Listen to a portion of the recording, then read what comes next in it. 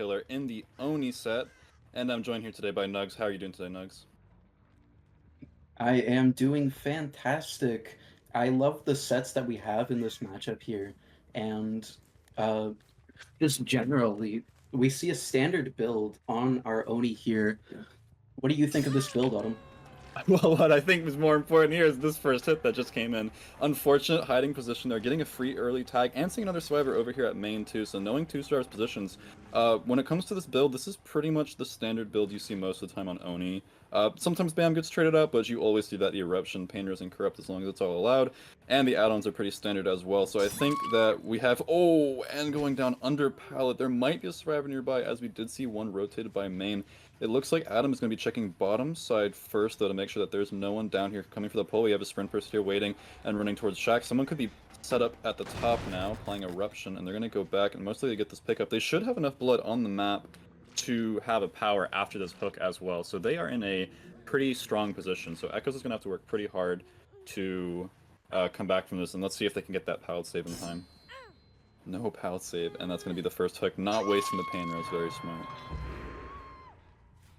That was, as a matter of fact, a pain res hook, probably on that hill gen there in the middle of the map. But now we do have the power, which, well, with this hill here, Adam can camp this very well, applying Eruption on the hill gen as well. And this is a very good position for Adam. As you said before, that first hit came in really fast, and as we know with Oni sets, the first hit can be like the decider between a 6 stage or a 4K3 even. How do you think this is looking so far? I think this is looking very strong in favor of Apollyon here. This 3-gen that he has around the hill is absolutely insane. Literally, this triangle here with the hook kind of at the bottom of it. As long as he plays his space well and zones survivors away, he should be able to secure this to second, and then he'll have a power to pressure. And what that's going to do is it's going to force the survivors to go for a faster unhook, because he's going to be able to go and get insta-downs with this, so if they don't pull that fast, he could always come back and camp it, but obviously pulling fast could lead to a fast tunnel out as well, so Adam's kind of forcing them into this really bad position. We see the first generator popping at the bottom, and Adam coming all the way to the top of the map here, looking for someone. Pallet goes down, pallet gets broken, and we'll see if Nia is able to make it to the pallet in time. I don't think she'll be able to, so she'll have to play around this car. The flick comes around, and that's the down, and we still have enough power to make it back to hook as well, so we'll have to see how Echoes is going to play this. In order to recover this, we see hopefully the unhook coming in now, because if not, this is probably going to be a person dying on hook, and it looks like they decided not to pull in this situation. Yeah, they seem to either be letting the power run out and doing a last minute trade as the power does finally run out. But we see Toy actually getting picked up from the slug by either Luca or Azu, and Moonlight is either going to be dying on this hook as we see Azu trying to go in for a pull but doesn't get it without a trade and just decides not to go for it. It may look like Moonlight is going to die on this hook, allowing a 3v1 at 3 generators remaining, and with the gen setup here, I don't see outs happening here. Yeah, I don't think it's possible. Honestly, I think their only option at this point was to just let them die on hook and try to pop the faraway generators and then just confirm that you're at least getting 4K at 1, because that's a result that an Oni can match on paper.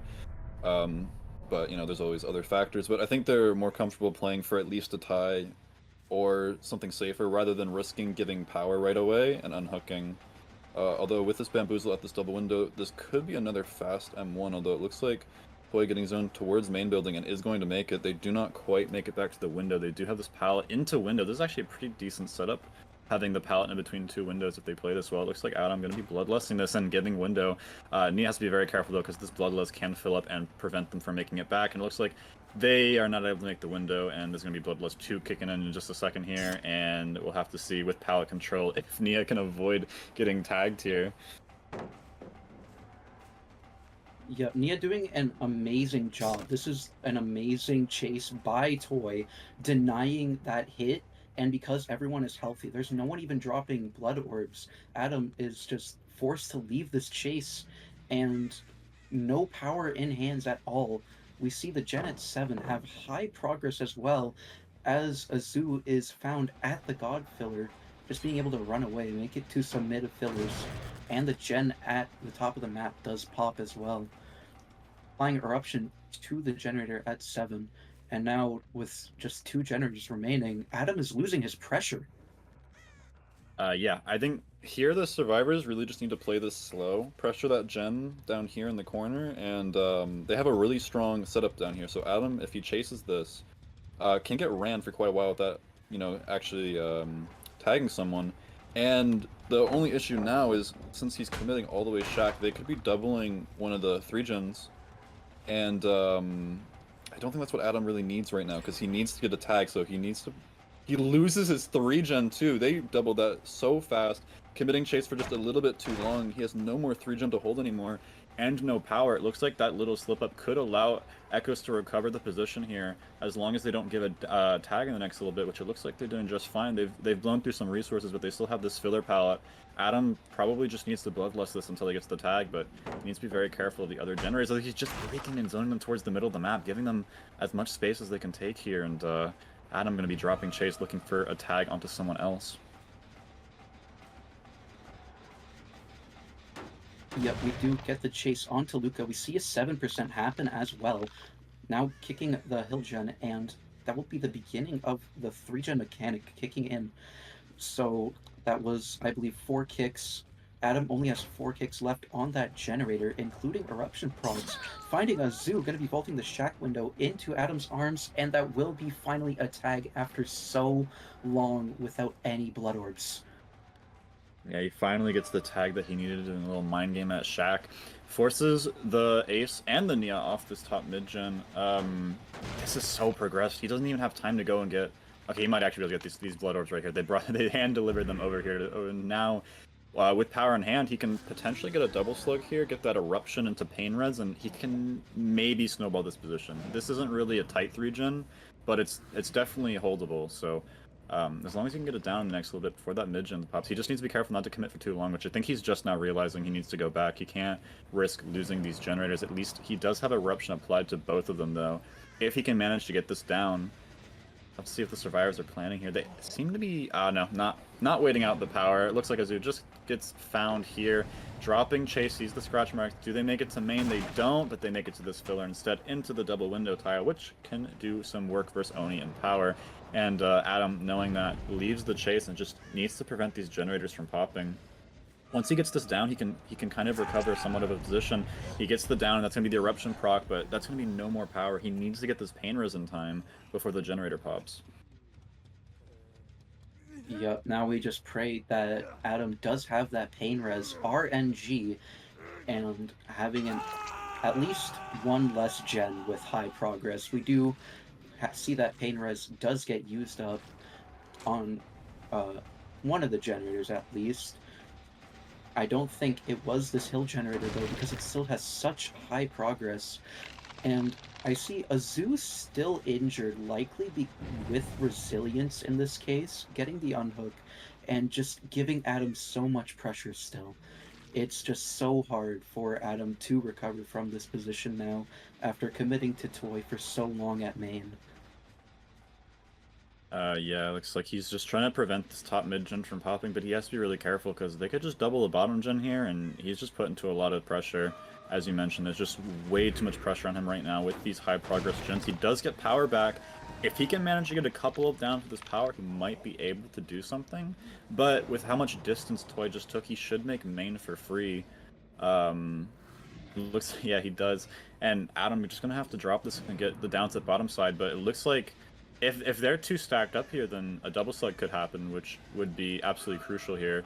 Maybe a bounce landing on the hill, being patient not to fall off too early. Bounce landing comes into play, gets the down onto the ace, and he's going to slug this and leave. And it looks like Nancy getting caught out here has the sprint burst, able to make some distance here.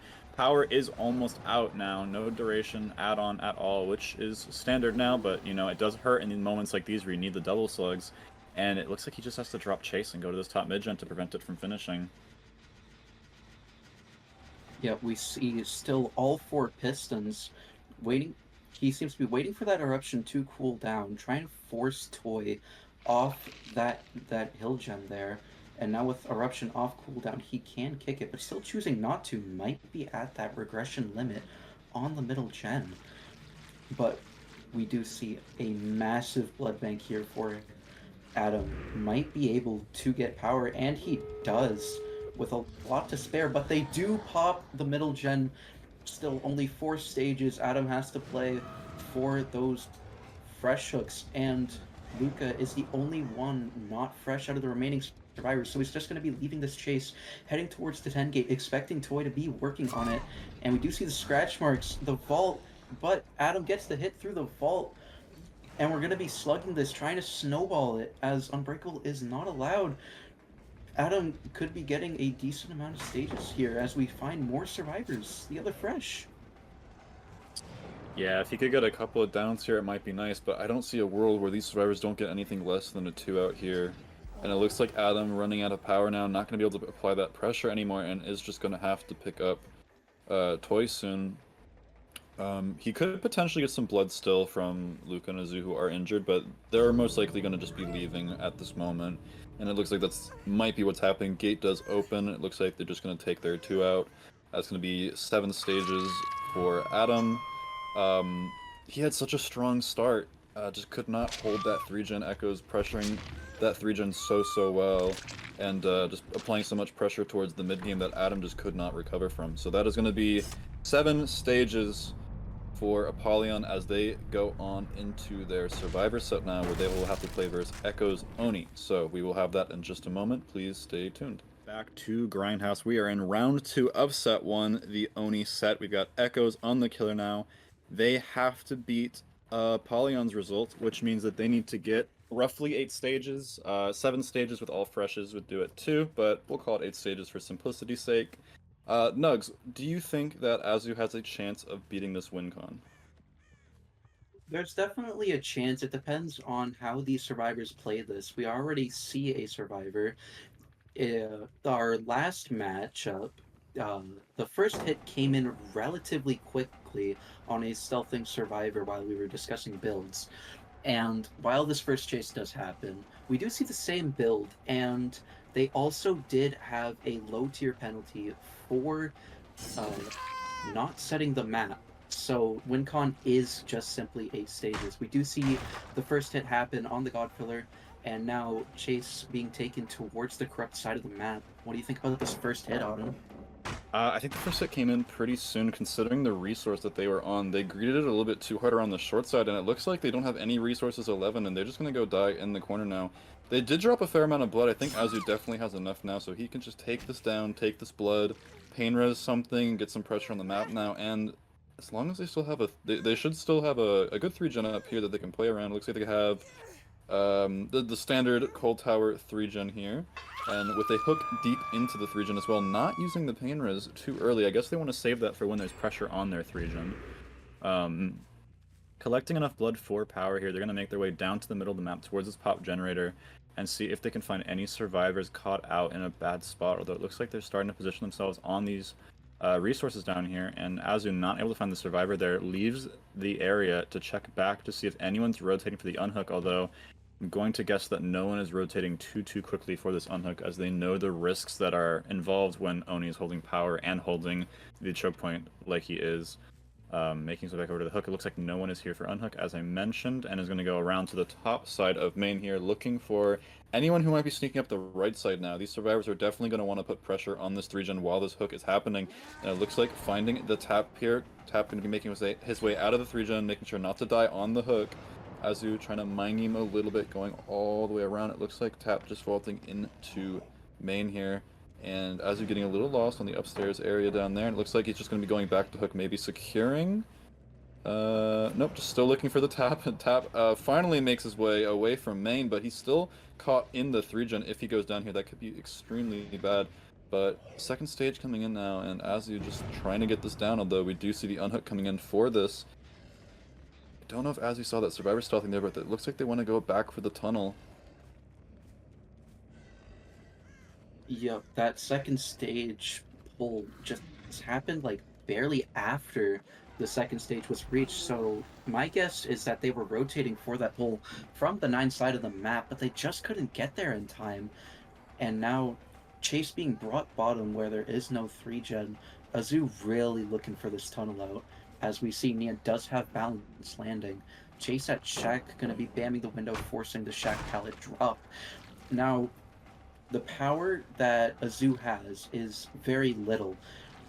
It's he can either try to have this chase go on just long enough for power to come back right as the tunnel out is secured, and it looks like that is kind of the plan here, just going to be bloodlusting until the down happens, which does force a lot of blood drops, and we do see the tunnel out is going to be secured at the same amount of gens as the last match, 3 generators remaining. Now, we do see a top side generator pop though. Compared to last game, there is no very solid 3-gen that Azu can hold. What do you think about this, Autumn?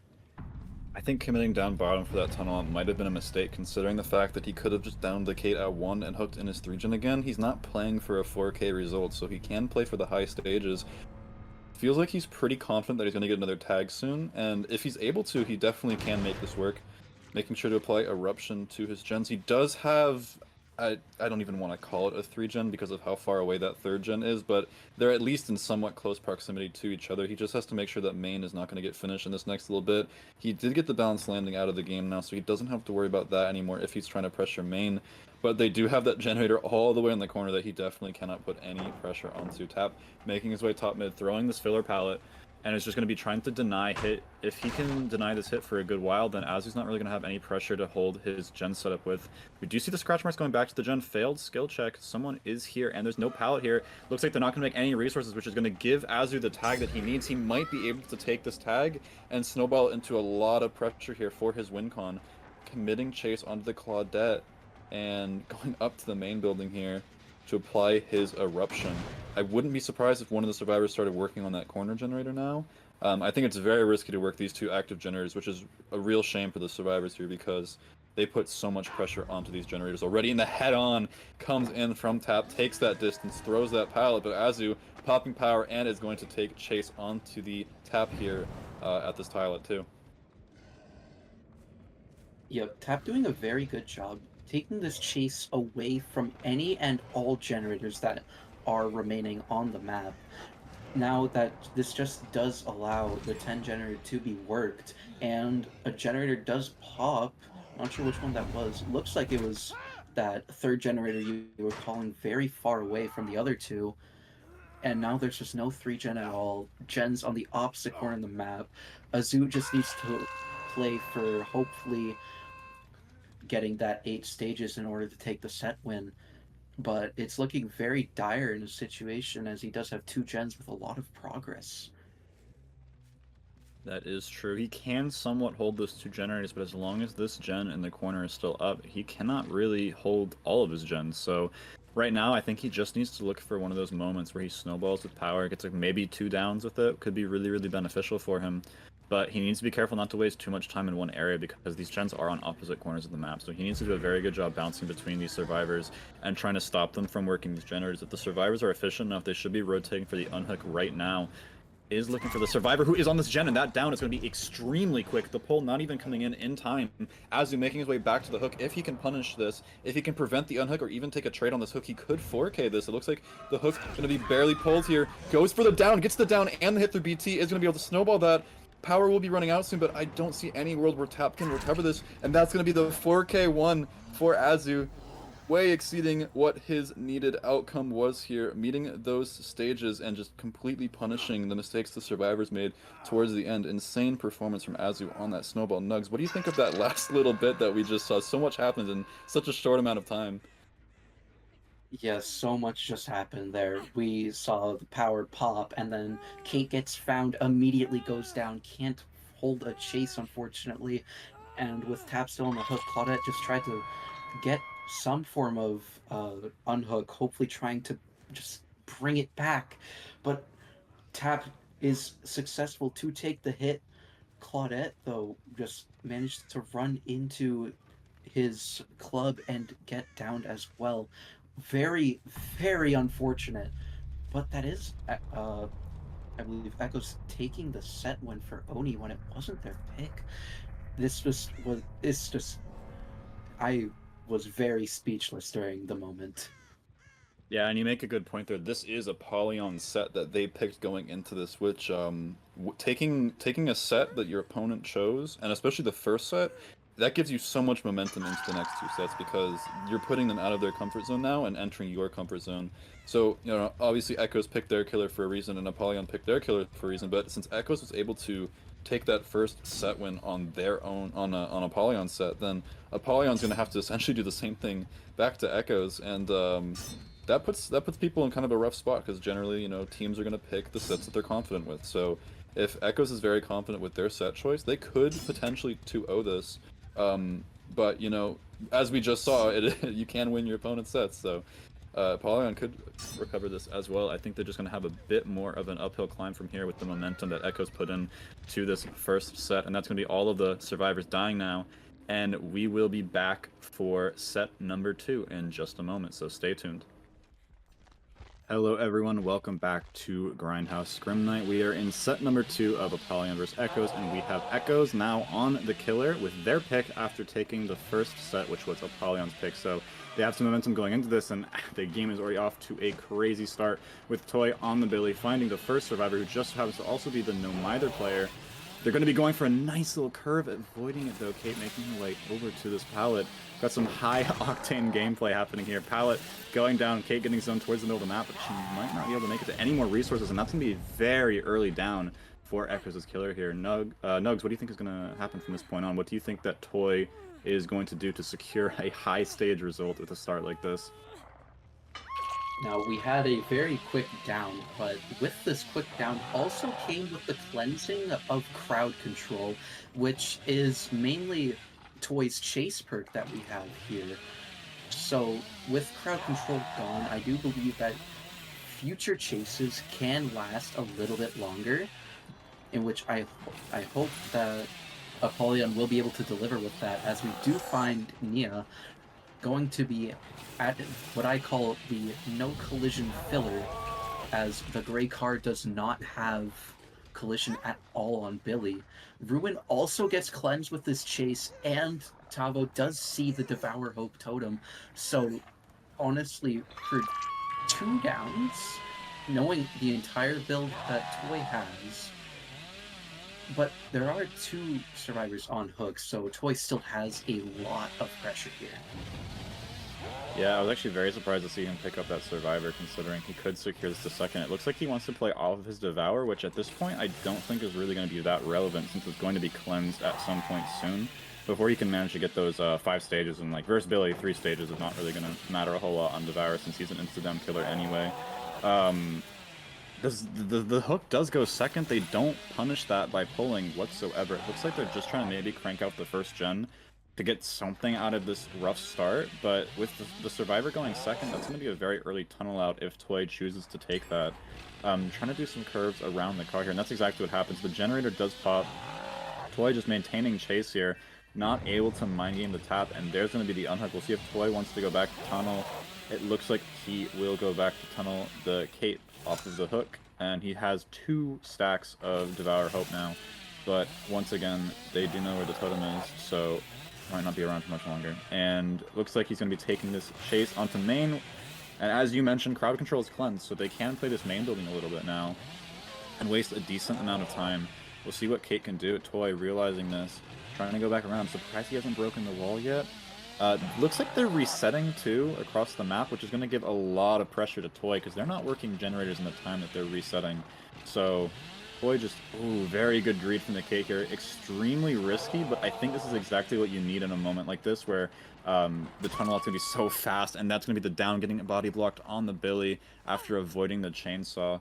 And that's going to be the pick, and that's going to be the tunnel out at... Oh, never mind! That's going to be the decisive strike coming in from Kate on this filler at main. Wasting a good amount of time. Toy trying to mind game this all the way around, doesn't quite make it. We'll see if Kate can win some 50-50s and delay this tunnel out for as long as she can, as she makes her way back towards main building, but she's not going to make it to the window, and she knows that she has to avoid this chainsaw out in the open now, and is not quite able to do that. So that's going to be the tunnel out at 4 generators, although I wouldn't be surprised if we saw one finishing very soon.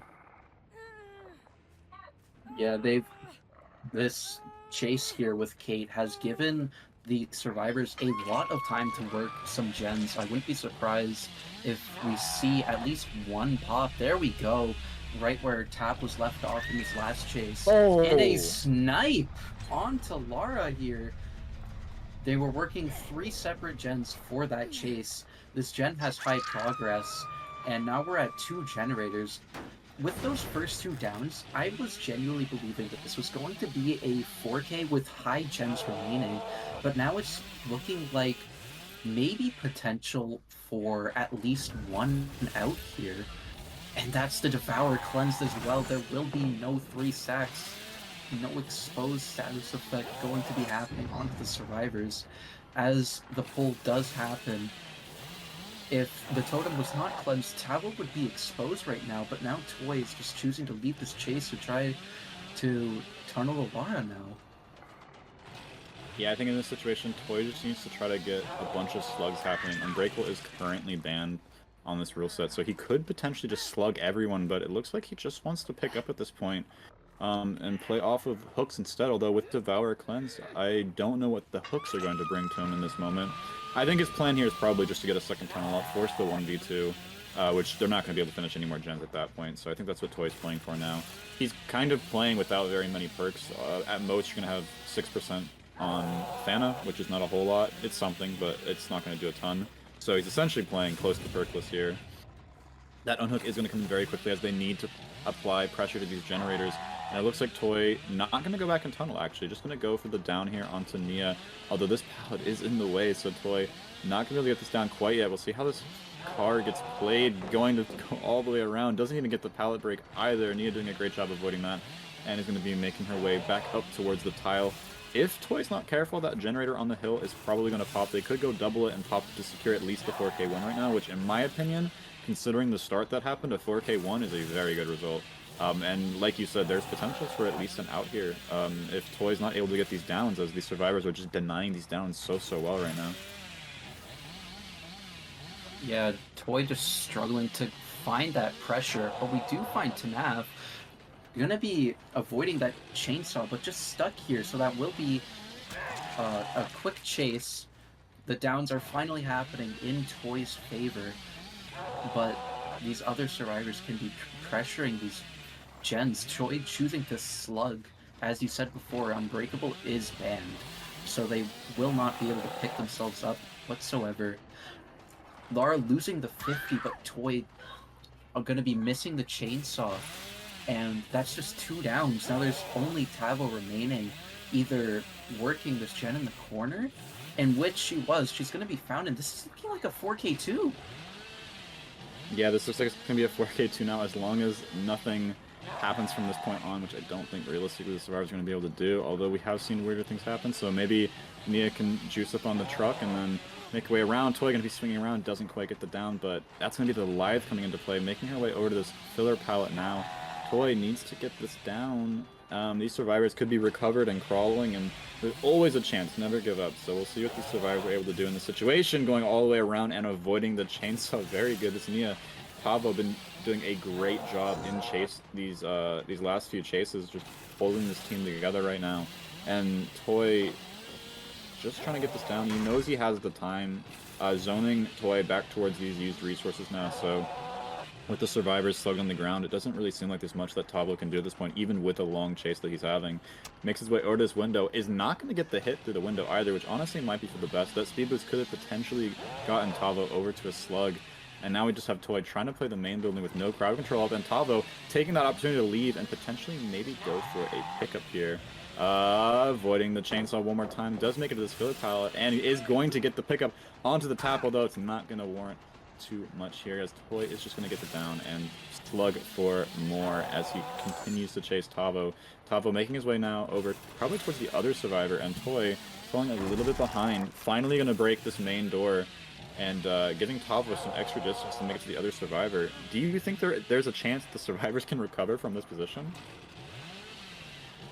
There is always a chance, as we know.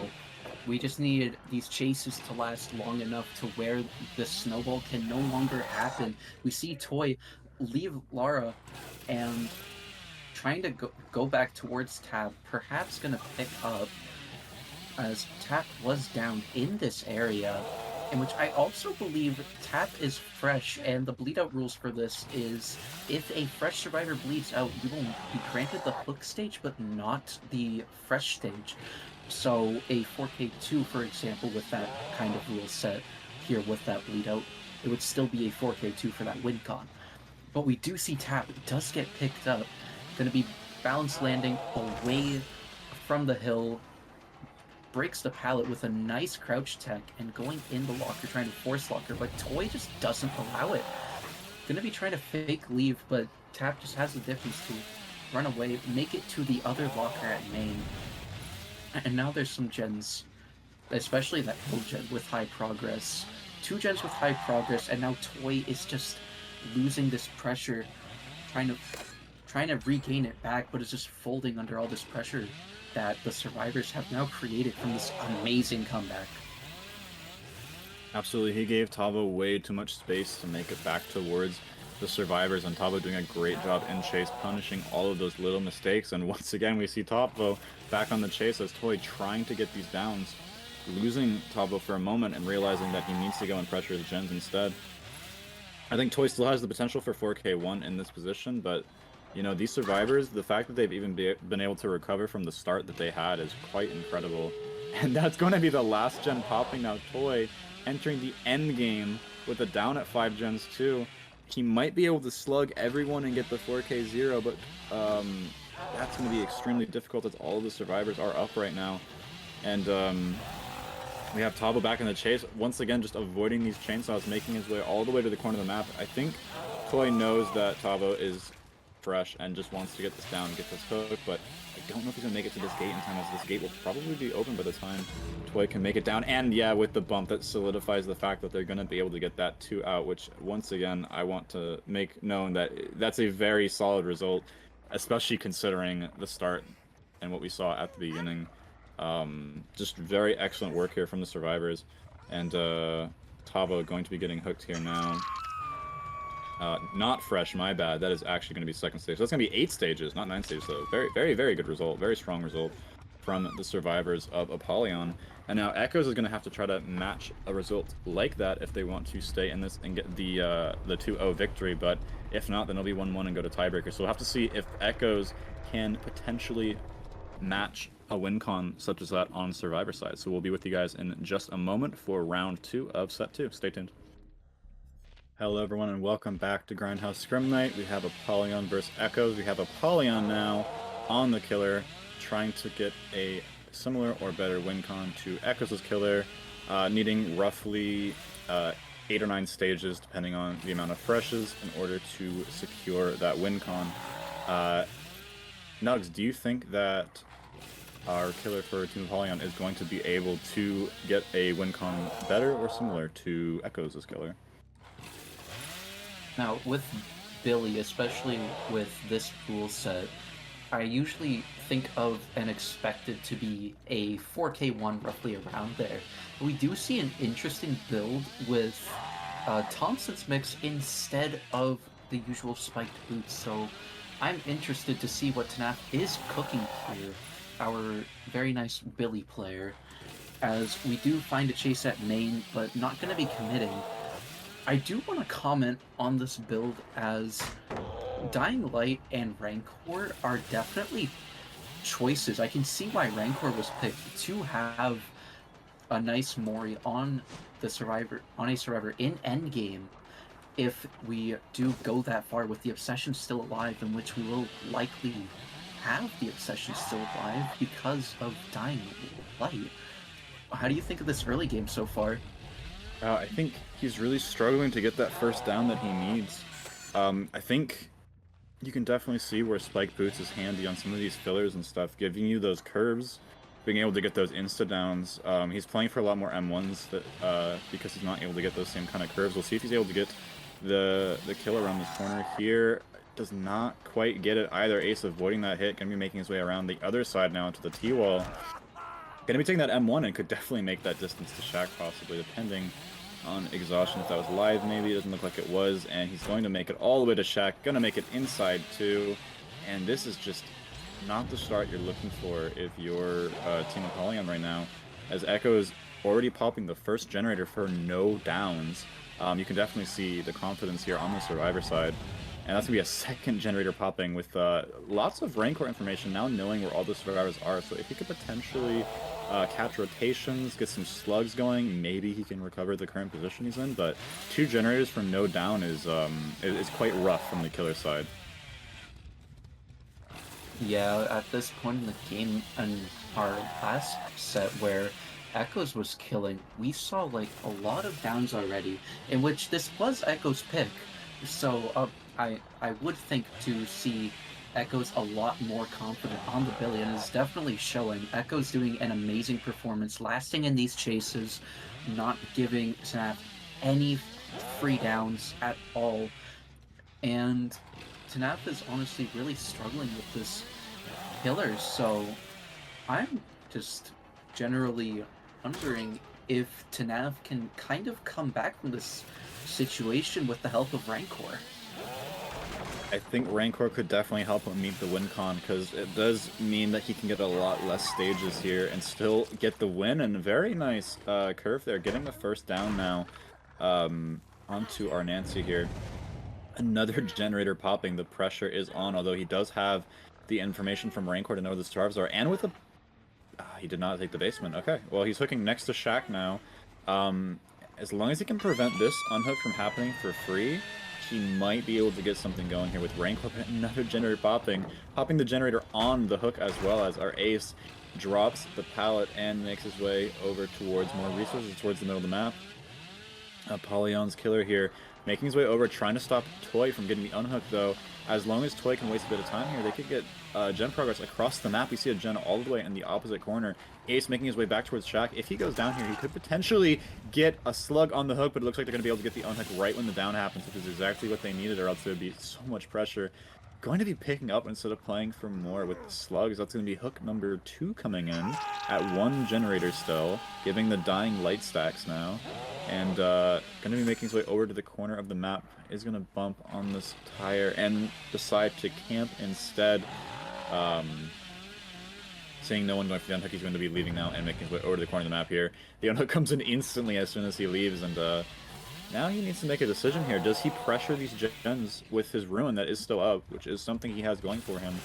It looks like he's going to be playing for Azu, though, going for stage number 2 on the Nancy here. Nope, going to be dropping. He needs to prioritize these gens, which is exactly the right call, as we have 2 gens on opposite corners of each other, and Rune is still up. So if he can properly bounce back and forth between these survivors, he might be able to provide enough pressure. Finding the ace here as well. And going for the curve here and not quite able to get it, as Ace takes even more distance here, but does not have any resources in the area besides this pallet that he decided not to try to go to. So that's going to be down in the middle of the map too, which is honestly kind of what he needed to get something going here. Yeah, with this down in the middle of the map and the stage 2 being reached, things are finally looking somewhat decent in Tanaf's favor. We see the M1 through the pallet, and now with Toy is taking chase away from active generators, a very laggy pallet stun, and now we're just going to be leaving the chase. The unhook happens, and just checking the corner gen at 10. We see this 7% does happen, and high progress as well. Just trying to let Ruin do its thing. Yeah, definitely playing off the rune is the right call here. He just needs to make sure that it can regress enough as he goes back and forth between these generators, breaking main wall for later and making his way over to the corner here. As long as he doesn't down, never mind, we're going into endgame now, so he definitely needs to get these downs. With Rancor, he does know where his obsession is, so he needs to just play for more. Slug, slug, slug until he gets everyone down, get that Mori, play for that win con. It could potentially work into his favor here if he's able to down Luca in a timely manner, get the down, and then play for a fresh hook or something like that. He could recover. That's going to be the second down coming in, and we're snowballing the end game. He's going to pick the Nancy rather than go for more.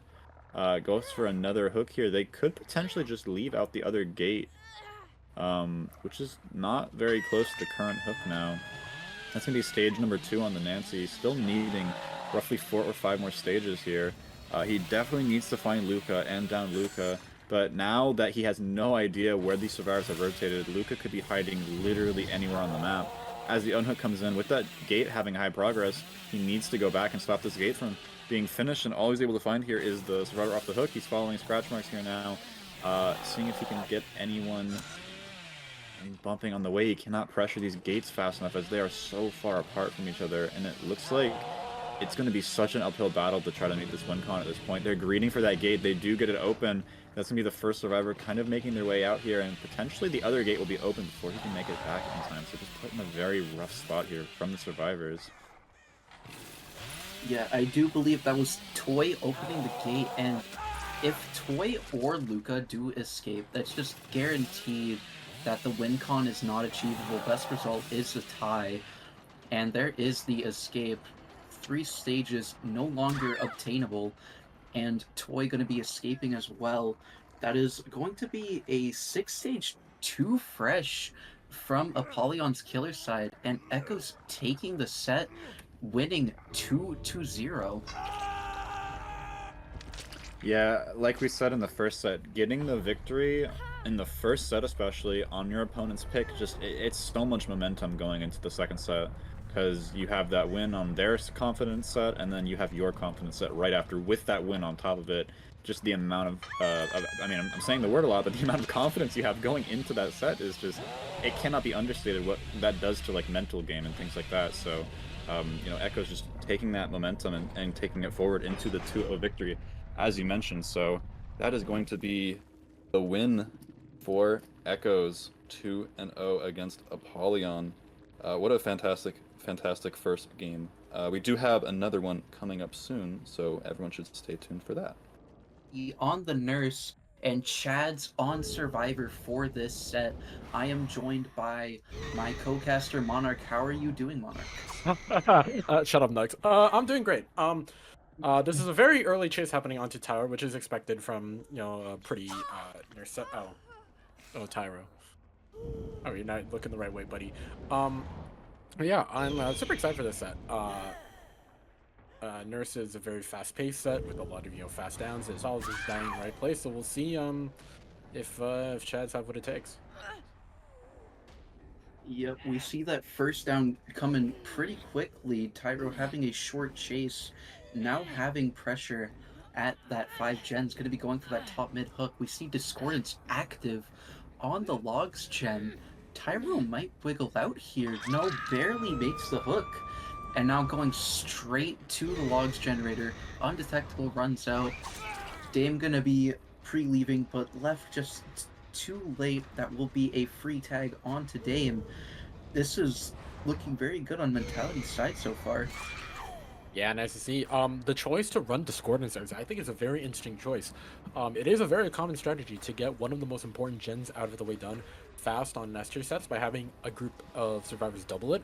Lost and Shibuya being able to like recognize that and then taking Discordance as like as a mentor to that, I think is you know, pretty smart on their part. And then also they have a Ruin set up next to this gen as well. So you have a gen with probably the highest progress so far. You have Ruin, and then you also have a hook nearby. This is a very good setup for Shibuya. Yeah, this 3 gen here in the middle of the map is very strong for Mentality. We see the reset onto Georgie, and still no unhook yet. We do see Rain going for that unhook, getting tagged, and it will be a trade, likely some form of deli play.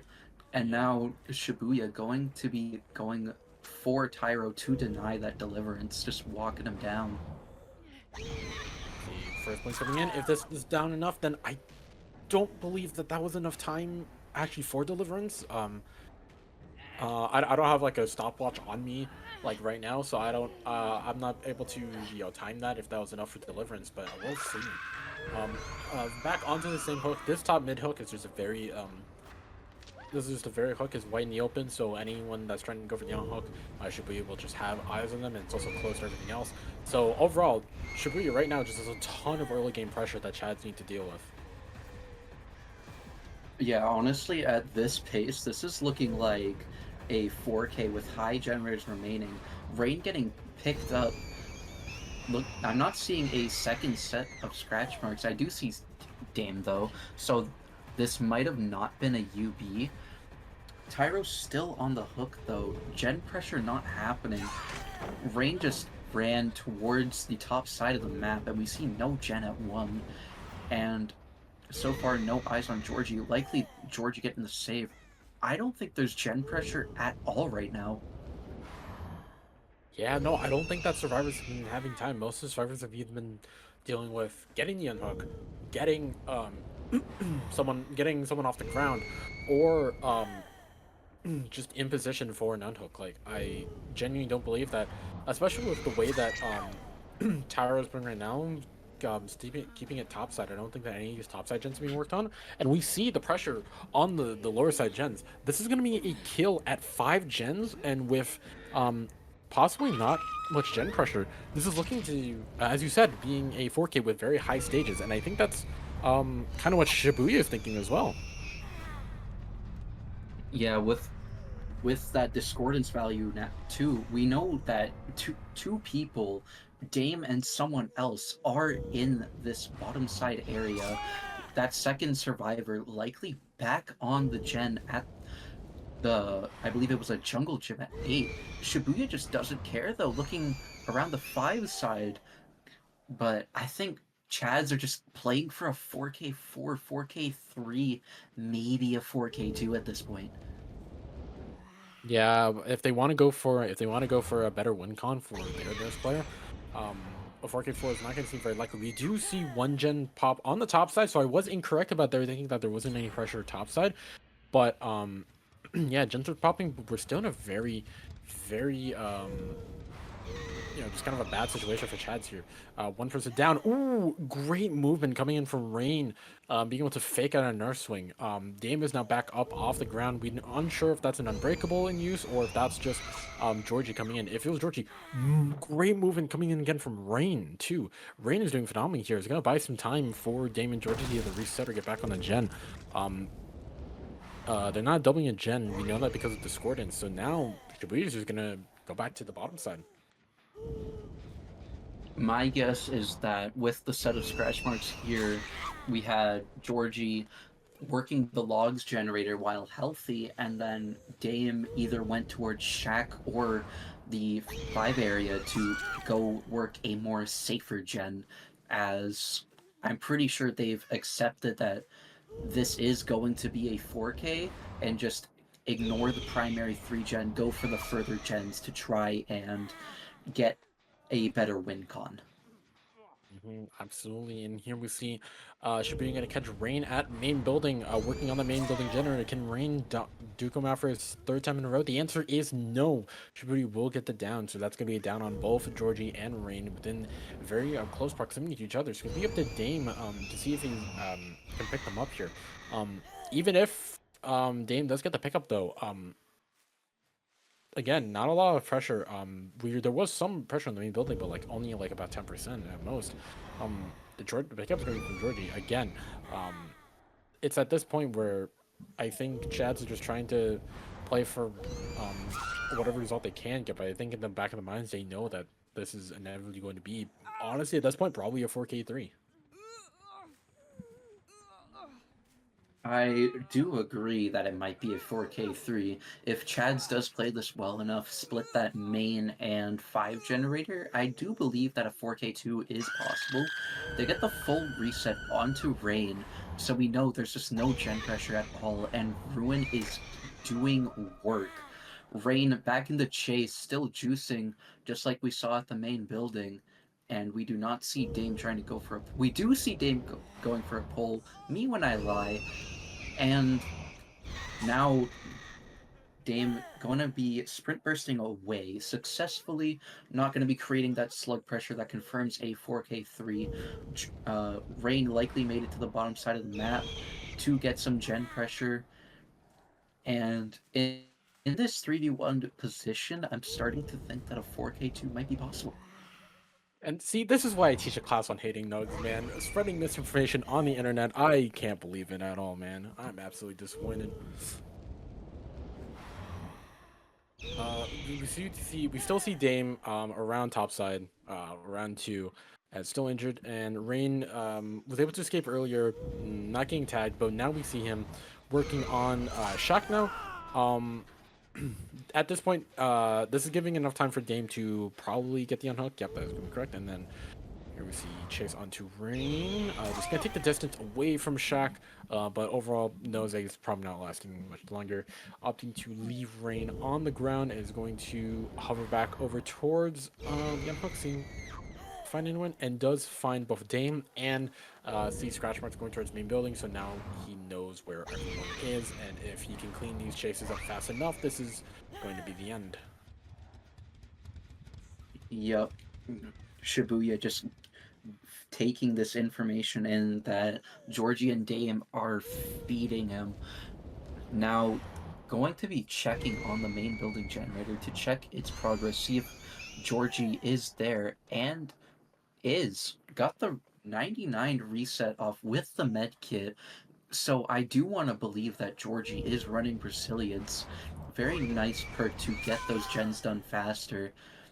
And now the chase onto Georgie. Rain gets picked up, likely by UB if I want to guess, because they do need that gen pressure. Nice dead hard from Georgie. Gonna be extending this chase just a little bit longer. A full reset onto Rain as well, meaning it was not unbreakable. And with Ruin up, there's just still no gen pressure, so now it's leaning back towards a 4K3. Yeah. Georgie was able to absolutely use every Dead by Daylight player's second favorite key, the E key, right behind the W key, to extend his time just a little bit longer. But Shibuya is able to realize that the reset probably happened around Shaq, around Rain's body, and now has information on both survivors. He knows that he has him like trapped in this corner, but Rain is able to evade his LS for just a little bit, but is going to avoid taking the tag. Rain so far has just had this uh, force shield around, a force barrier around him that is preventing this bone saw from um, cutting him.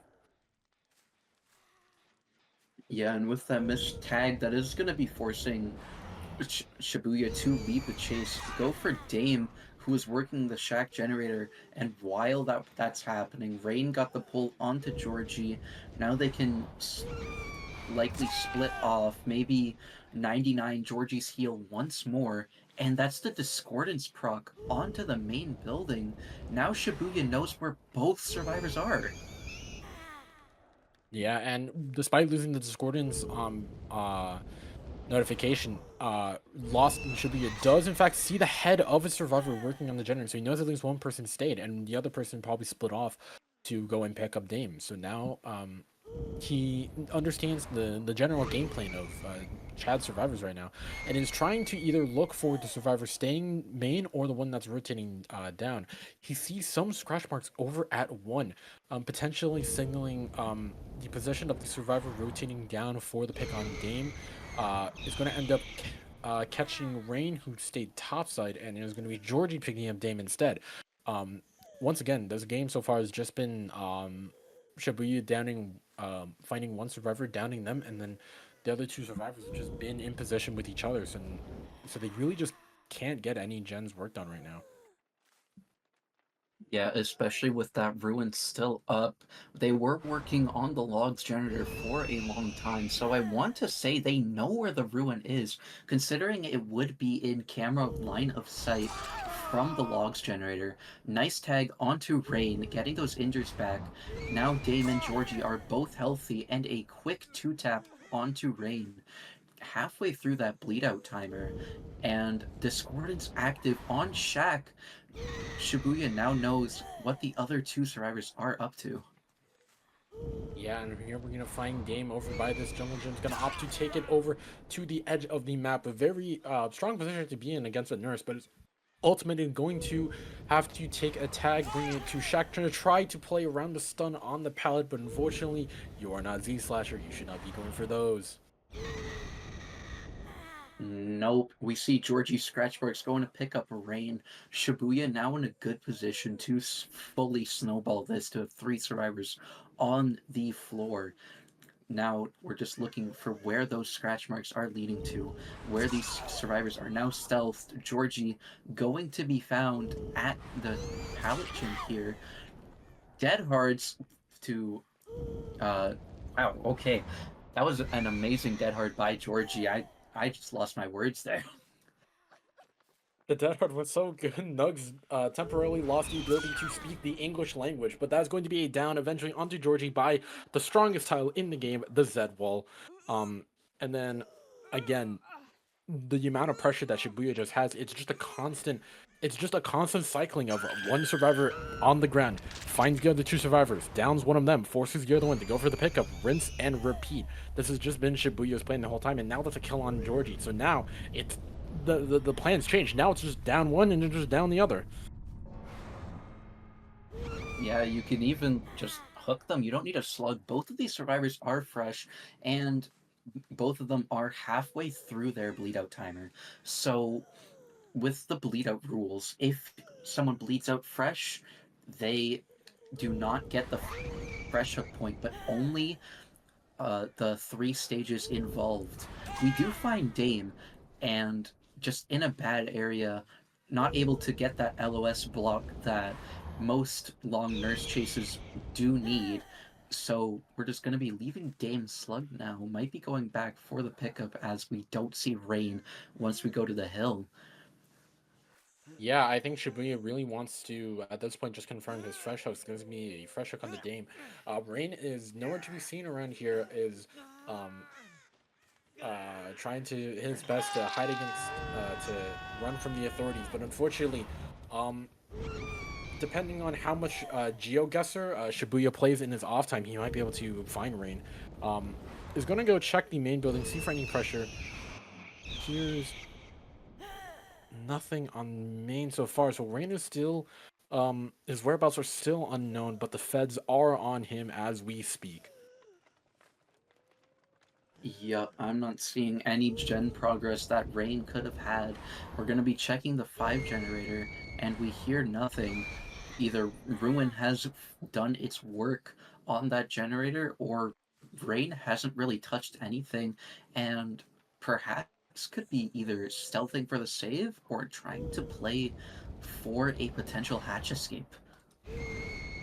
Yeah, I think at this point, Dame and Rain realize that this is not very a winnable situation. So I think they're just going to try and go for that hash plate. The problem is, especially now, those increased hook timers are now actually working against the survivor's favor. As it's going to take longer for Rain to it's going to take longer for Dame to die on the hook. He's going to hit second stage eventually, but that little bit of time has now. Yeah, Shibuya's just gonna make it to Shaq beforehand. So now it's gonna be up to it's possibly just gonna be up to Rain to just try and play exit gates against a nurse, but that's a very hard thing to do when a nurse has so much mobility, and especially if the gates are just close to each other, then it's just kind of possible to win that.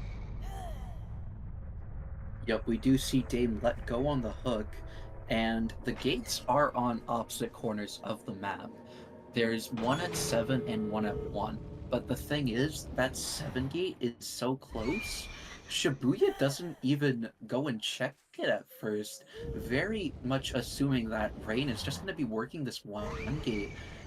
And his that guess is a correct. correct call. Guess he does play some GeoGuessr in his off time. We do see the red light, but Rain is just not found at the moment. We shall see if Rain can even stealth this. It's completely possible, but Shibuya is gonna be hard looking for Rain here. Yeah, Shibuya saw a nanometer of a pole and was able to find Rain's position down to the exact address and zip code, but was unable to catch the fact that the sign was actually a decoy. And now we see Scratchbox heading towards the 7 game now. So Rain is now just trying to see if I thought maybe my eyes are playing tricks on me, but I thought that I swear I thought I saw scratch marks going down towards the 7 game, unless my brain is not braining at the moment, but I swear I saw those. Maybe they weren't there, but Shibuya knows that there's at least some progress on this gate, so that means that a rain should be nearby, but it's not finding one. Is Rain just gonna take the death to the entity's collapse? Would he rather die to some horrific eldritch horror than a nurse? He makes it to the other gate. I was correct. I actually think those were scratch marks there. Well, that was definitely something. A, I believe the play from Shibuya was he thought Rain was trying to fake it out, fake those scratch marks, and then make his way back to the one gate. But Right, but like, Shibuya had lost that mind game. yeah, but like even so, I feel like you're still nurse. You still have some of the best mobility in the entire game. I feel like you still try and just check it either way. Yeah, I do agree, but we shall see what Chads has to offer on the nurse shortly. Stay tuned. Welcome back, Survivor mains and Killer mains all around to Grindhouse Scrims. We have the second set of Game 1 of Mentality versus Chads, and we have Georgie coming out on the side of Chads, killing as the nurse. So, as you remember, Shibuya ended up getting a 4K3, but with one fresh hook escaping.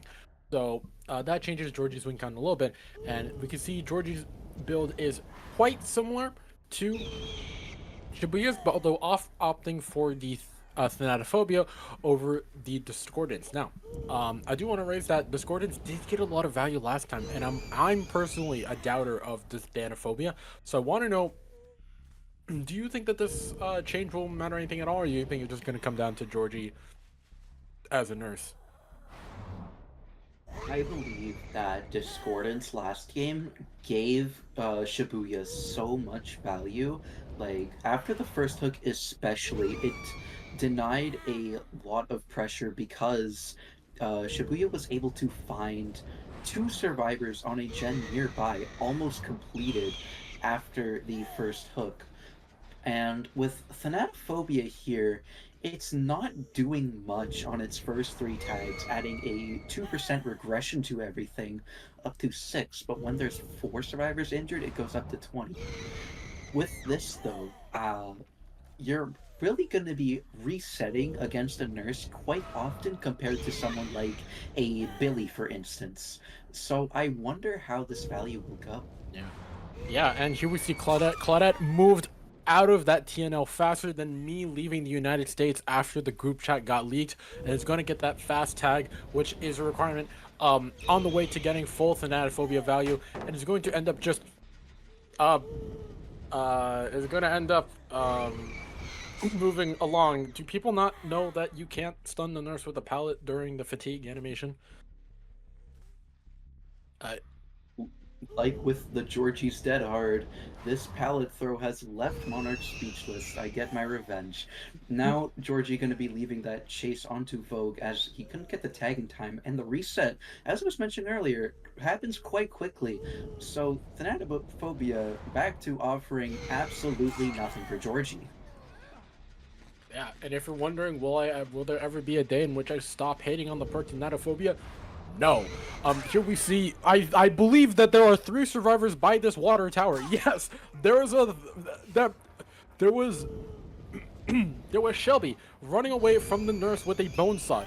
There was Vogue trying to body block against a nurse, and then there was Renato trying to blend in with the surrounding area like he's playing prop hunt.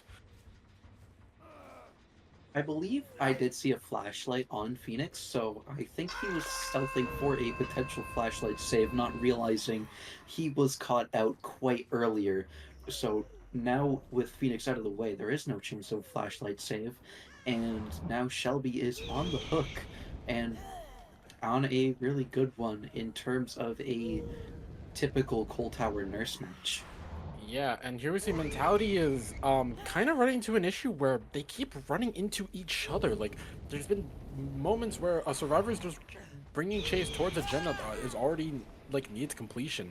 So I'm just wondering if this is maybe a result of like poor communication on the part of Mentality, not really knowing where to bring chase specifically.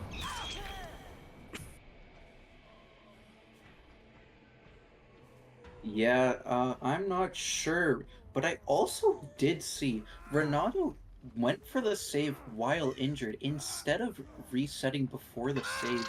I want to say that's something very Deliverance like, as usually you'd want to send a healthy person because quite more often than not, the first unhook at the very least of every nurse match is going to be a trade. So this is definitely new in my eyes. I wonder if it is because Renato is the Deliverance player. In my mind, it could have been Deliverance, but it also could have just been that the Renato was just genuinely in the area and was not expecting to be found by Nurse so early. So they saw that the Nurse was on their tail and just decided to grab the unhook anyways. But unhook is going to come through, and even if that was Deliverance, again, I'm unsure if the down came fast enough to cancel Deliverance. Here we see Shelby attempts to hit Georgie with the E, but Georgie ends up not doing it by just swinging, by short swinging. And so there's no dead hard, no distance made, and that's just gonna be Shelby running all the way to the comp corner to die, and that's gonna be second hook for Shelby here. And in the process, one gen gets done. So technically speaking, Mentality are on a way better track than Chad's match started out, as um by this time, when one death had, they had 0 gens done. So Mentality is up by 1 gen. Um, but yeah, no, these strange plays could uh haunt them later on in the match.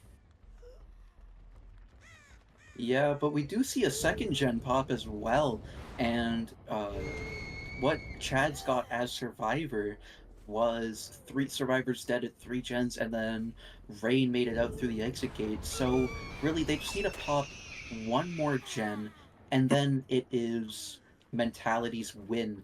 But if it's a 4K3, then it'll be Chad's taking that set win. Georgie going to be under a lot of pressure to make sure no other gens pop. Yeah, absolutely. And in the process, Vogue has been doing a great job of just being able to avoid the lethal bone saw. Here we see Shibuya once again with the sprint burst uh, taking a very sharp turn after it, almost as if they've consumed a little bit of alcohol, and the car keys were very tempting that night. But it's just gonna end up taking the hit anyways. Is gonna try and make as much as possible. Bakes going up the hill. Um, Fakes up going hill, goes back down the hill to fake out Georgie a little bit, buying some more time, and Georgie is just gonna end up dropping the chase overall. Yep, just going to be checking on his gens, checking on Ruin. We're going to be seeing Shack Palette does get broken, and I might be tripping, but I think I saw Survivor mid map. But Georgie is just going to be going to check on these gens. Thanatophobia going to be providing the value of allowing the third generator to pop. I'm also with you on the Thanatophobia hate. That gen, instead of taking 90 seconds, would take 92.8. Amazing value. Yeah. And that's gonna be ended up being the win for Mentality. Mentality had a kind of a weird start, but overall their start was weird as they got a bunch of like tags here and there, but no fast downs, and the survivors has been able to um just last chase a lot longer than uh Chad survivors were. And yeah, and the same thing, Georgie kind of whiffed the hit right there, and Vogue's able to just keep running. So they do have the win con now. So ooh, not charging the blink far enough to make it through the window. It's gonna be Vogue end up running around with his life, and I think Georgie just has to drop this chase. Yep, that was very unfortunate for Georgie. The ability to be able to create a good amount of pressure gone in seconds. We hear Shack Generator with a lot of progress, and with Ruin and Shack, they just refuse to cleanse it, and instead just going to be working through that Ruin. Shibuya gets found edge map, going to be avoiding that bone saw, and now just able to bring Chase back to the top side of the map, back towards main side, and just gonna be trying to get as close to the edge map as possible. Yeah, unfortunately, Georgie is suffering from a problem that a lot of guys suffer from: length. He is just not having a long enough bone saw to really hit some of these, and is just a couple inches away. But and then as a result of that, this has just been snowballing. To Chase is not ending fast enough. Survivors being able to pick up. That is a very fast pickup on Shibuya. What the heck? I that might have been the player with potentially Unbreakable just recovering faster with Unbreakable in general, and maybe someone else picked up, or doesn't seem like anyone else is topside, so that probably is just an Unbreakable proc. I would like to think that's an unbreakable proc, but the full reset does happen quite quickly too, onto Phoenix as well. So I think Phoenix was there for the pickup, just able to stealth that really well, as this likely Vogue here is going to be found bottom, and not the trying to use the tree for line of sight blockage. Gonna be taking a tag though, however, and now Georgie trying to make this a short chase. Yeah, no, the chase in here has to be kind of fast. As you said earlier, Ruin is still up. I believe that the sort of mentality think that they can just work through the Ruin, and perhaps maybe thinking that either they think that Ruin is not of a high enough priority to really cleanse, or they really just want the Shaq Jun anyways. But that's going to be onto Vogue on the Nancy here, and Georgie also sees Shibuya as well. So this could, if he's able to close this out, we might be seeing the end of this match too. Shibuya just gonna take this chase around the hill back towards Shaq. Ooh, Georgie with a nice projection hit right on top of Shibuya. So now this puts Phoenix in a position where he needs to stealth up, save his two teammates, or potentially he could be on a gen this whole time. Yeah, I wouldn't be surprised if he's trying to either commit a Gen 11 or main. Georgie did try and check for volume on main and a visual check on 11. Just going to be opting to pick up Vogue. And on this hill hook here, he was committing 11. That's... I guess Georgie just didn't see the pistons pumping, just like how I never see myself pumping. Well, if that's the case, notes, I suggest you see maybe a doctor or maybe a practitioner of witchcraft. But that is going to end up being down onto Phoenix, and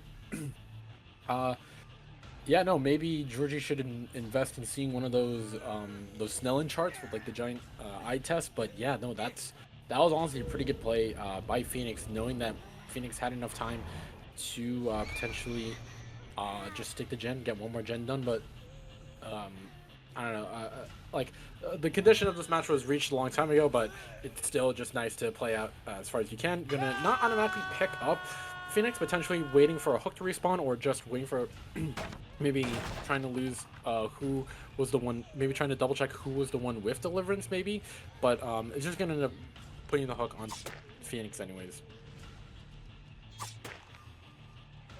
Yeah, Georgie is very convinced, likely his teammates on the comms as well, saying, hey, Phoenix is probably running Delhi, likely referring to that play I was talking about at the beginning of the main game, getting that unhook while injured.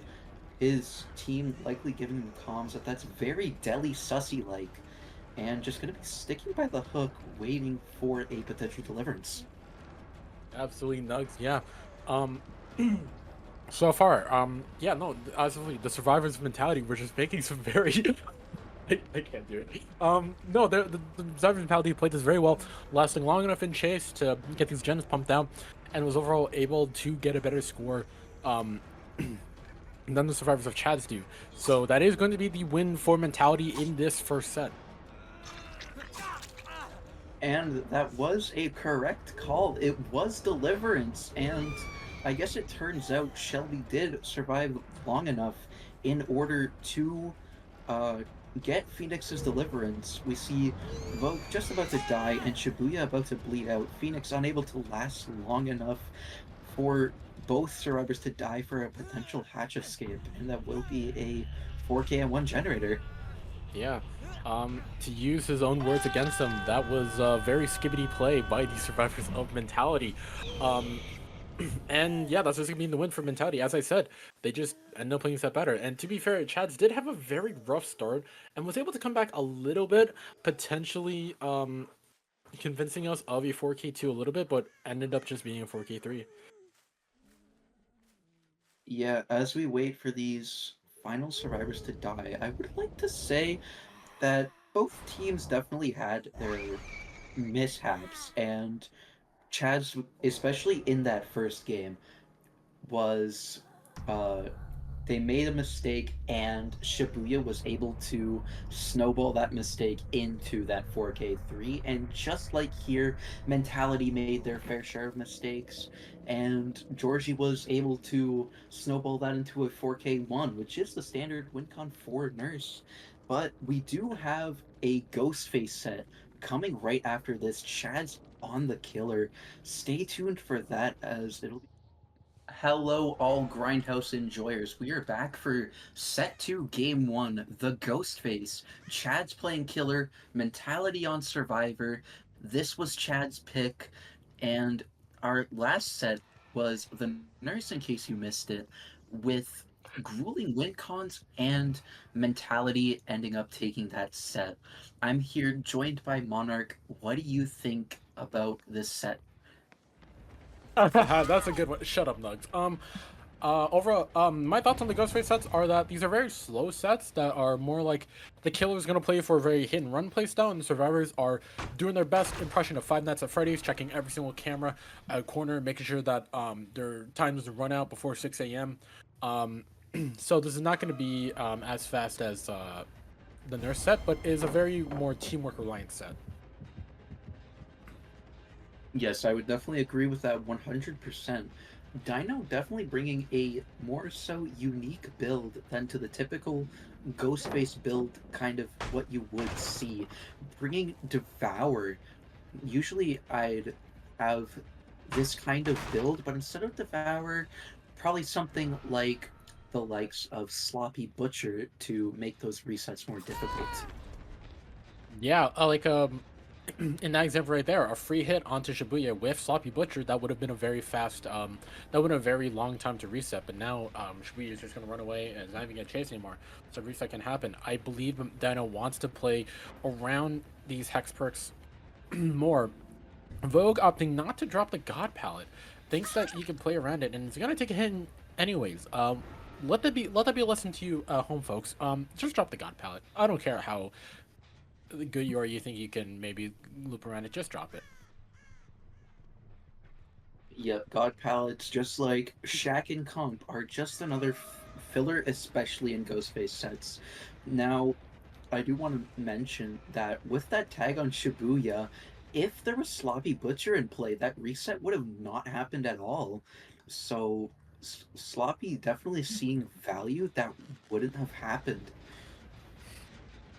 Yeah, no, absolutely. Like, I'm honestly not sure how much value, like, something like, something like Devour is gonna get. Because honestly, like, I don't think it's that worth it to have everyone be exposed with Devour. Like, of course, being exposed against anyone is good, but sometimes Sloppy Butcher feels like you have everyone exposed because you're not able to reset and you just have everyone injured to begin with. So I'm not really sure how much value you can get out of Devour Hope. But we'll see how Dino wants to play this out. Is playing 50-50s on a pallet, and is just going to end up getting down onto Shelby, and is going to be the first pain resonance of the match. Yep, first down happening roughly, I believe this is going to be into the 3-minute mark of the match. And usually with Ghostface sets, when the Ghostface brings Ruin, it's either you find the Ruin immediately and cleanse it, or it's up for the rest of the match, is what I've noticed in my time of Ghostface. Phoenix not having eyes on the Ghostface for just too long, now able to get exposed for free, and this could be a potential quick chase, as Phoenix is now a one-hit down. I don't know about you, Nugs. I feel like 3 minutes is a long time, but ooh, Phoenix went inside the bathroom stalls, perhaps wanting to take a shower mid-match, but then remember that he was in fact playing against a Ghostface, and the Ghostface is going to down him, and it's me another potential pain resonance to go. Yep. And the unhook happened. First stack of Devour might actually see value. I can see the value at 3 stacks where Dino is no longer just gonna need to be able to stalk them, and his power is just entirely given to him, pretty much having that stealth added onto it as well. Now, just looking around the top side of the map, seeing the progress on these current gens, and rotating back towards Hook for that after that second Devour stack was given. Yeah, no, he's getting his Varus stacks pretty fast, all thanks to the quick downs he's able to get. He's gonna be back onto Phoenix. Phoenix dropping the pallet in his face, but is also going to reveal the ghost face and is going to reveal his position via the killer instinct. And does Phoenix have anything else? I don't think he does. He's just going to end up hopping inside a locker with nothing else to connect it to. So that's going to be another hook onto Phoenix. This is rather quick. Assuming that Shibuya and Shelby are just on gens right now, even if they're working on gens the whole time, only like about 2 pop, which sounds a lot, like 2 gens popping is, good and everything, but against Ghostface, that's not a very good pace to have. Especially with a survivor that's Death Hook. Yes, that's also true. The tag onto Shibuya happens when Shibuya is already 75% stock. I'm not sure if that was the play, as power was off cooldown. The unhook happens in the 24-meter radius of Devour Hope, so the third stack was not given for free. Shibuya definitely seeing that totem. I wonder if Dino is going to be praying that that's either Devour or Ruin right now. If you're Dino, I honestly don't know which one you'd rather have at in the long run, because on one hand, survivors are most likely going to be playing a lot more safe and not going to stack on generators unless there's information. That's going to be the third stack of Devour, and if he downs Vogue here, that's actually going to reveal his Grand Master plan. That's going to activate his trap card. Looking to set up the trap card. It's already on the table. He just needs to flip it over. He's going to flip it over, reveal the trap card at play, which is Devour Hope. And honestly, yeah, at this point, I don't know which one you would rather have as, would you rather have Ruin Up or Devour Up? Now, honestly, I would be saying Devour right now because of our right perk, Hex Pentimento, still able to have some form of regression, but that totem was devoured. Trap card is off the table. And, well, at least Dino still has that Ruin Penti combo working for him. It's an absolutely devastating combo.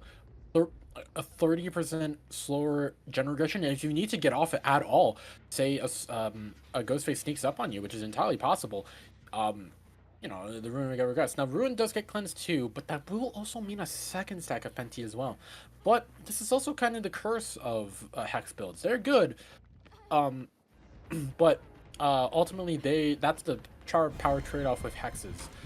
They're good, but they're the only counterparts that survivors can straight up disable. So if the survivors do end up disabling this the Penti as well, then that's just gonna be playing with like 0 perks at that point. But I don't think Dano really cares. If you look at the progress right now, tons of hook stages, a couple people on Death Hook, and not a single generator has popped. But the last line of generator defense has been used, and that is going to be the pain res. Actually, no, he still has a Pentimento stack up, so he still has some defense, but I don't think the defense really matters at this point. I think Phoenix was observing his natural surroundings once again and was analyzing the hex color code of the tile of the Larry's Memorial Institute walls and wondering if he should renovate his house with the exact same thing. Yeah, that will be a nice tag onto Phoenix. Now, Dino going to be playing the Excise palette and getting the down onto Phoenix at one of the best palettes in the game. Unfortunately, losing those 50s. but our first generator does pop, and so does our first death also happen. Yeah, no, it's so sad that the check spots were not used effectively in that power. That's gonna be a death at 4 generators. Now, Ghostface sets have a tendency to swing pretty widely. I've seen results of like 2 stages max, and I've seen like 4K4s. So it's all dependent on whether or not the team is coordinated enough, if the Ghostface is good enough. As you see here, we're looking at a result. We're expecting a result at this point that's on the more 4K4 spectrum. Yeah, especially with Shibuya allowing this expose to happen so fast. Gets a nice pallet stun, however, and just going to be taking this chase to what I hopefully presume away from Gen Progress. I lied. Again, now going to be finding an injured Shelby, and that will be a quick down. These survivors seem to be opting to work through the Pentimento instead of re-cleansing these totems.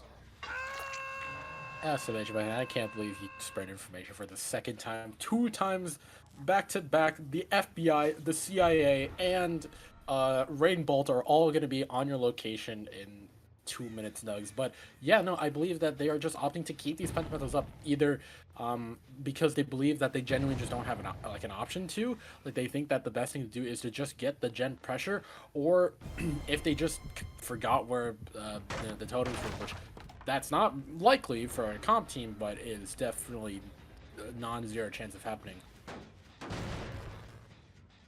Yeah, the unhook onto Shelby happens while you were yapping, and Vogue gets 99 from stock, and that Dino gonna be refinding Vogue, getting that exposed, and the closest resource to Vogue is this window here and a God Filler right at the hallway. Vogue gonna be opting to just go towards 6, though, where one of the Penti totems are. Dino opting to leave this chase, go back towards 3 side, try and see if Shelby or Shibuya are working on these gens again. And they definitely were getting that gen to high progress. Dino opting to kick it and trying to look for whoever was working it. Well, first things first, Nugs. I just want to say, me yapping, I'm legally required to yap. My degree in yaponomics requires me at least 2 yaps per minute to keep my degree. Tough part of the job, but yeah. Um, right now, I think mentality are in honestly kind of a recoverable position. Like obviously, bad position, but I genuinely think that if they take Chase to the right places and last long enough, they can genuinely squeak out into Gen. As you said before, Vogue went in the direction of a Penti, so I think Vogue is like near a Penti right now. Um, so there could be hope if they just like cleanse these Penties and like maybe last a little longer. But with the down onto Shelby and another survivor down, it's looking very, very grim. I'm saying right now. Yeah, I think these survivors need to cleanse these penties. They can't be working gens with a whole 30% regression slowdown, just active all the time, going from 90 seconds for a gen all the way to 120. Shibuya Ooh. found hiding in a locker, and we also know where Vogue is. So this is not looking good at all. I take back what I said. Shibuya forgot what game he was playing. Shibuya thought that he was playing the new Roblox Doors game where you have to hide in the closet to avoid the hallway monster, but it is in fact not a hallway monster. It is a melon dressed in a dino outfit. That's going to be a locker grab. A very unfortunate down coming through, and Shibuya is just giving up on Hook. Shibuya is out of here. Definitely very interesting to be giving up on Hook like that, but I guess Shibuya believes there is no hope remaining for mentality, and it is just going to be a 4K4 wanting to 4K5 Chad survivors. Yeah, I think that Shibuya just wanted to get off this game as soon as possible and get back on the Roblox Doors grind because he heard that there was another 100 floors added. Um, it's at this point where Vogue and Shelby in a very weird spot, and as I said before, because it's 2 stacks of Penti remaining, if Vogue gets Shelby up, um, and they try and double reset, that's 30% heal speed. That they are not getting that reset off unless Dino cannot find them. So they get the pickup onto Shelby, but at this point, I wouldn't think about a reset. It would take too long, and there's too much of a risk for Dino finding, and that's exactly what happens. Dino is gonna find someone like instantly. Yeah, at the beginning of this game, I was talking about Sloppy Butcher being a potential perk choice, not knowing that it was going to be active but stronger for practically more than half of the game. So I guess that's my third time lying, and now we're just going to be taking the chase onto Shelby, going to be leaving, going into stealth, and again, there's Penti stacks. You can't pop a gen here. Yeah, I'm sorry, Nugs. Third time's a charm. You gotta go the nuclear option next time. A nuke will be dropped on your current location in 2 seconds. But Vogue is gonna be found within the main building. It's gonna try their best to last a little bit, but frankly, I really don't know what Vogue is trying to play for. Great fake on the pallet drop, but will instead run into Dino and then have another fake, but then run into Dino for the third time, and that one will not be a fake. Yeah, I considering that, I think there's just no way this isn't a 4K4 at this point. They're still trying, don't get me wrong. They're definitely still trying. Shibuya said give up. These guys are saying no. We want to keep trying. But Shelby is found. The blood is being tracked. So I believe that what primarily went wrong here was the matter of fact that they did not cleanse Penti. Penti is one of those perks that, especially with Ruin, you just need to cleanse. But even without Ruin, it's still 30% slower gens. You gotta get that out of here. Yeah, and unfortunately, Shelby also, I believe that Shibuya got to Shelby eventually, and Shelby just decided enough is enough and just threw himself in the corner. But yeah, no, down onto Vogue. I believe that in some part it was the Penti, obviously, Penti very strong first, but I also think a lot of this match just came down to survivors being caught off guard. There were so many times where a Ghostface just successfully snuck up someone and just got a free tag. Like, there should be just the higher level of communication to know, like, no eyes on Ghostface. Ghostface over here. And I felt like just so many people just got caught off guard. Yeah, well, that was the first game. We will see Mentality on the Ghostface. Coming up shortly, we shall see how Mentality performs as the Ghostface. Welcome back, with the Survivor package. and Killer Mains, all around to Grindhouse Scrims. Here we have the second set of game 2 of Mentality versus Chad. Here we have Vogue coming out on the side of Mentality, killing against Chad survivors. Now, you mentioned Nugs, you mentioned last time that Dino's build for Chad's was a little crazy. I think this one tops it a little bit more. We have the Sloppy Butcher, which you mentioned, but then we have Dragon's Grip and Spies from the Shadows. Now, Dragon's Grip makes a bit of sense, being able to kick a gen, then you can stealth up for a little bit, and then catch a survivor catching it. But Spies is very interesting, as you are getting information from it, but I just wonder if it's more worth it to run Spies on the set than a different perk in that slot. Now, that is true, but we do have a very tight win condition of a 4K5 for Vogue. A single gen pops and it's Tycon. 2 gens pop and Chad's take the set and we go to the tiebreaker. So I want to say that I believe Spies definitely could be replaced, and we could go for trying to snowball get that 4K5. That would probably be Vogue's main idea here. But with Spies, I also see the vision where you know where one survivor is at a time more often than not. And then with Dragon's Grip, get that exposed going, and you don't have to do the hard part of your power, which is stalking. Yeah, no, absolutely. Yeah, with such a tight win con, you'd imagine that Vogue would be going for more the sluggy playstyle of just potentially leaving Rain on the ground to try and bait out other survivors or like try and find more people, but no, he's just gonna go for the hook. And Tyro here has a very tight setup with both a pallet and a window, but unfortunately will vault right into the loving arms of Vogue's icicle. That's going to be a shank into the shoulder for Tyro, and the unhook coming through for Rain, and he's just gonna end up. I think he might end up faking the leave, but I think he's gonna end up trying to find Tyro again. And I think it worked. Yeah, Tyro, I think fully thought that Vogue was leaving, but just came right back and stabbed him.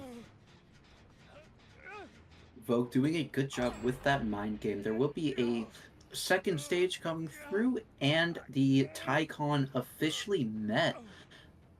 Tyro getting very close to wiggling. I'm pretty sure I heard that 10th wiggle noise. And for those killer mains that don't know, with the killers like that aren't Vecna, Dracula, and Xenomorph, the 10th hump of the wiggle means that the survivor is just about 0.1 seconds away from wiggling out.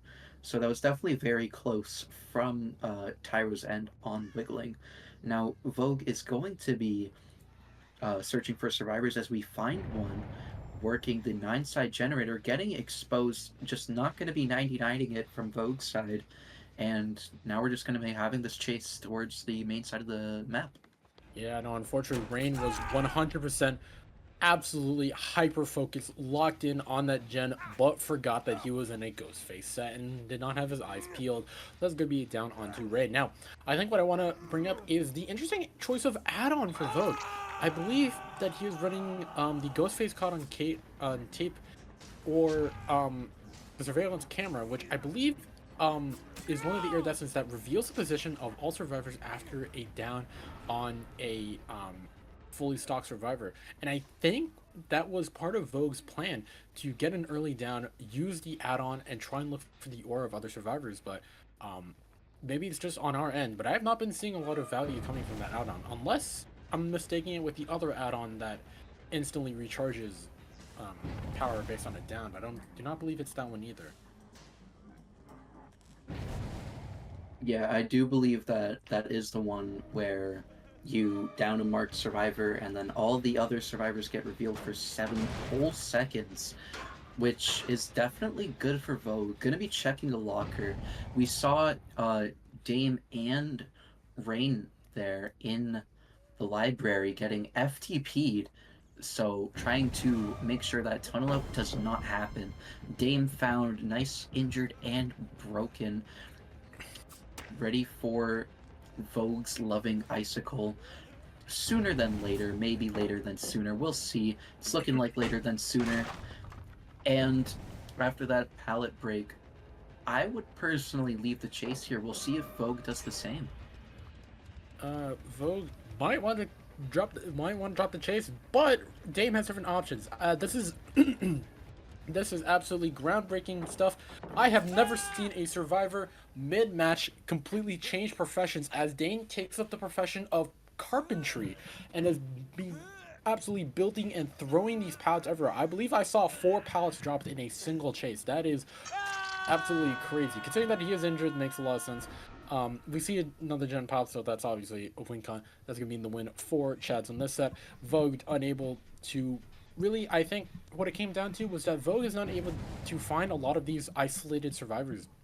Like I said, the match at the end of last match, Dino, the killer for Chads, was finding just a lot of these isolated tags on survivors not fully paying attention. But this time, it seems that the members of Chads, besides that one instance on Rain, have their heads on a swivel and are properly calling out the position of Ghostface.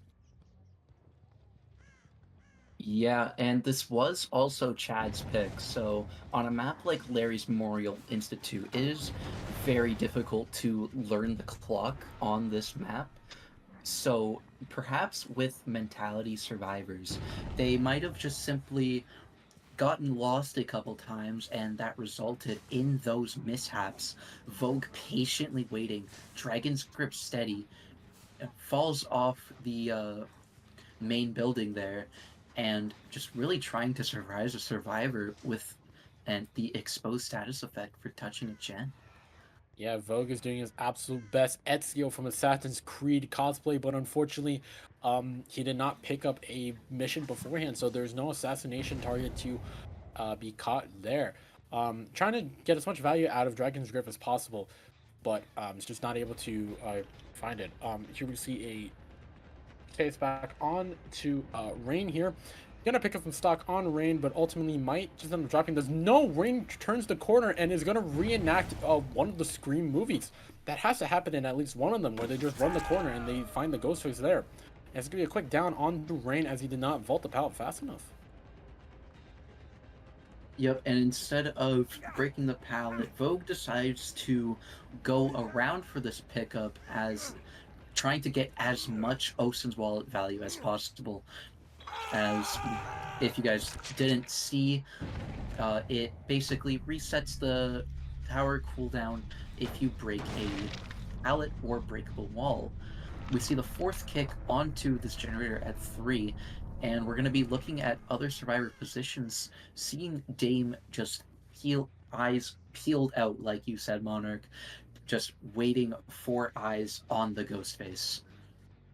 Yeah, no, the survivors of Chad definitely seem to be a lot more practice on the set. They have survivors that are just more willing to keep their head out and keep their eyes peeled for the Ghostface, and that's just gonna make Vogue. That's making Vogue's job a lot harder here, as he's just unable to really utilize the full potential of Ghostface stealth. And honestly, I feel like these spies from the Shadow procs are just not helping him at all. It's like spies for the Shadow will proc, but Vogue already kind of knows that our survivor is like in the vicinity due to like prior information. So I'm really questioning the spies from the Shadows pick. I know that you and me are Thanatophobia haters 1 and 2 respectively, but maybe Thana might have gotten more value here with the Sloppy Butcher.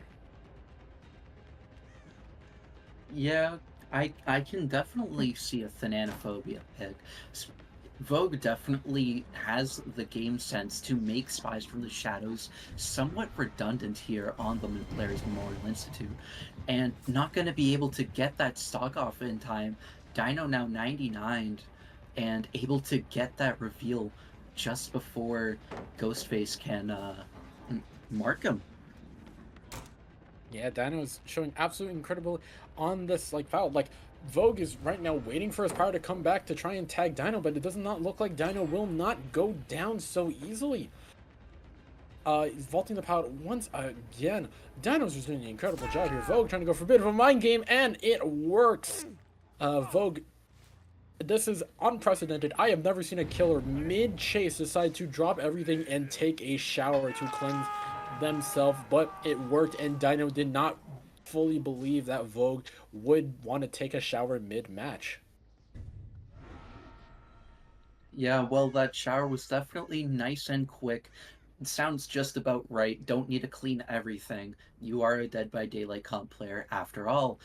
Now, with that chase on Dino came with a third generator popping, and we saw some aura over in this area, which kind of still makes Spies from the Shadows even more redundant with the ability to have such aura. Now going to be camping the generator with Dragon's Grip as another survivor rotates for Dino's pull. Yeah, Vogue really wants his Dragon's Grip value badly, but he's just not. Like, the survivors that are near are just not tapping these gens after he kicks them, and if they do, then they're doing it with Dragon's Grip on cooldown. Either the survivor just like anticipated a Dragon's Grip, or they are just getting incredibly lucky with these timings. But that is going to be a pickup on that's going to be the hump coming through, and unfortunately another tag coming onto Dame. I feel like at this point we've seen like 3 separate people get tagged on that pallet because of the entrance of the door and the pallet's vicinity being so close that it's really hard to reactively vault over it. So that's gonna result in just a free hit onto Dame here. Going back up to the top side, trying to look for survivors working on gens. We see a Spy from the Shadows proc off in the corner, but like once again, just not a lot of information gained from that proc. Like you hear like the progress of the generator. You know someone's up there. And he's going to find the reset onto Dame and Dino. And that's going to be a down onto at least one of them. Yeah, that's going to be down onto Dino. Yeah, Spies from the Shadows is somewhat getting value there. Vogue was going there anyway, however, so it wasn't that much value. I really like hating on this perk, but it's definitely still not a bad information perk at the end of the day. Just on something that requires game sense like Ghostface, you're gonna be confident with that game sense and just know where survivors should be. Yeah, absolutely. This chase on Dame so far lasting a little longer than I think Vogue wants to. It's gonna find its way back all the way up to the top side, and it's gonna try and interrupt this generator over at 1. And it's gonna interrupt it. It has a decent amount of progress. So it's gonna be a free tag onto Tyro here. Um, so right now Vogue is in a state that he wanted to be at earlier in this game. He is now just running between generators, getting these tags. Unfortunately, he's doing it at a stage where it's just so late into the game that even if he gets a bunch of quick downs here, it's still going to only result in maybe like a 4K1-ish. Yeah, this is still definitely on pace for a 4K. I believe that with the Dragon script value Vogue is trying to force, I think he's realized the win con has been hit. He's lost the set, so he just needs that kind of reassurance that he still can get that Dragon script value, and it's not going to be a useless perk at the end of the day. But we are going to be looking for some survivors to, on at least a gen. We see Tyro and Dame still injured. Reset yet to have happened. We'll see if I'm lying within the next 5 seconds, but the regression has stopped on this generator at 1. Buddy, you're on thin ice. A 4th one. Last time it was a nuke. Next time, I don't know. I might just need to send the entire U.S. Navy after you. But that is going to be reset onto Tyro and presumably one onto Dame as well. Now, yeah, no, as we said before, he's not getting a lot of value as spies, not a lot of Dragon's Grip, and all Pain Res is used. He really is only just playing with Sloppy Butcher, with that, which is admittedly a good perk to have on Ghostface, but as your only perk, not even something like an Eruption maybe, or maybe even a Ruin that, while could have been cleansed, still could have gotten value. It's just perplexing to see the perk choice coming here. That is going to be a chase onto Dino, and at this point, I believe that a lot of resources have been utilized on the top side. It appears that Dame not only taught himself carpentry, but also his fellow teammates mid-match were poached by Home Depot, and they were just throwing pallets left and right, which is the proper play to do against a Ghostface. But that has resulted in later in this match, as the match drags on, that there's just way less protection to utilize, and because of this, that's going to end up being a down onto Dino, trying to go for last minute hopper lock, locker hop to maybe delay it by a couple seconds, but ultimately that's still just gonna be a down either way. Yeah, Monarch out here having a stroke. I'm not sure what this buddy was yapping, but that will be the death onto our favorite melon, the Dino Melon, with very high progress on this generator here. Either Tyro or Dame working on this. I would like to suspect Tyro, as there would be no blood nearby unless the pre-leave happened so early that they're in Mexico already. Yeah, and apparently, and speaking of Mexico, that's gonna be where the gen pops. Vogue was taking a vacation all the way in the northern lights of Canada, while generate all the way in Tijuana pops. So that's gonna be another gen pop. At this point, it's a lot less dicey. There's a lot more dicey at this point to see if whether or not these survivors will able to get one more gen. Then there's a lot of progress on that top side gen, as you said before, but in order for this to happen, Dame needs to buy a lot of time for Tyro here. Now, Dame is obviously the original woodworker, the original wood crafter of these pallets, so he does have a lot to work with still around here, but great mind game coming up from Vogue, hiding his red stain perfectly, utilizing Ghostface power, and that's going to be a down onto Dame, and at this point, I think we're starting to see the end of the game.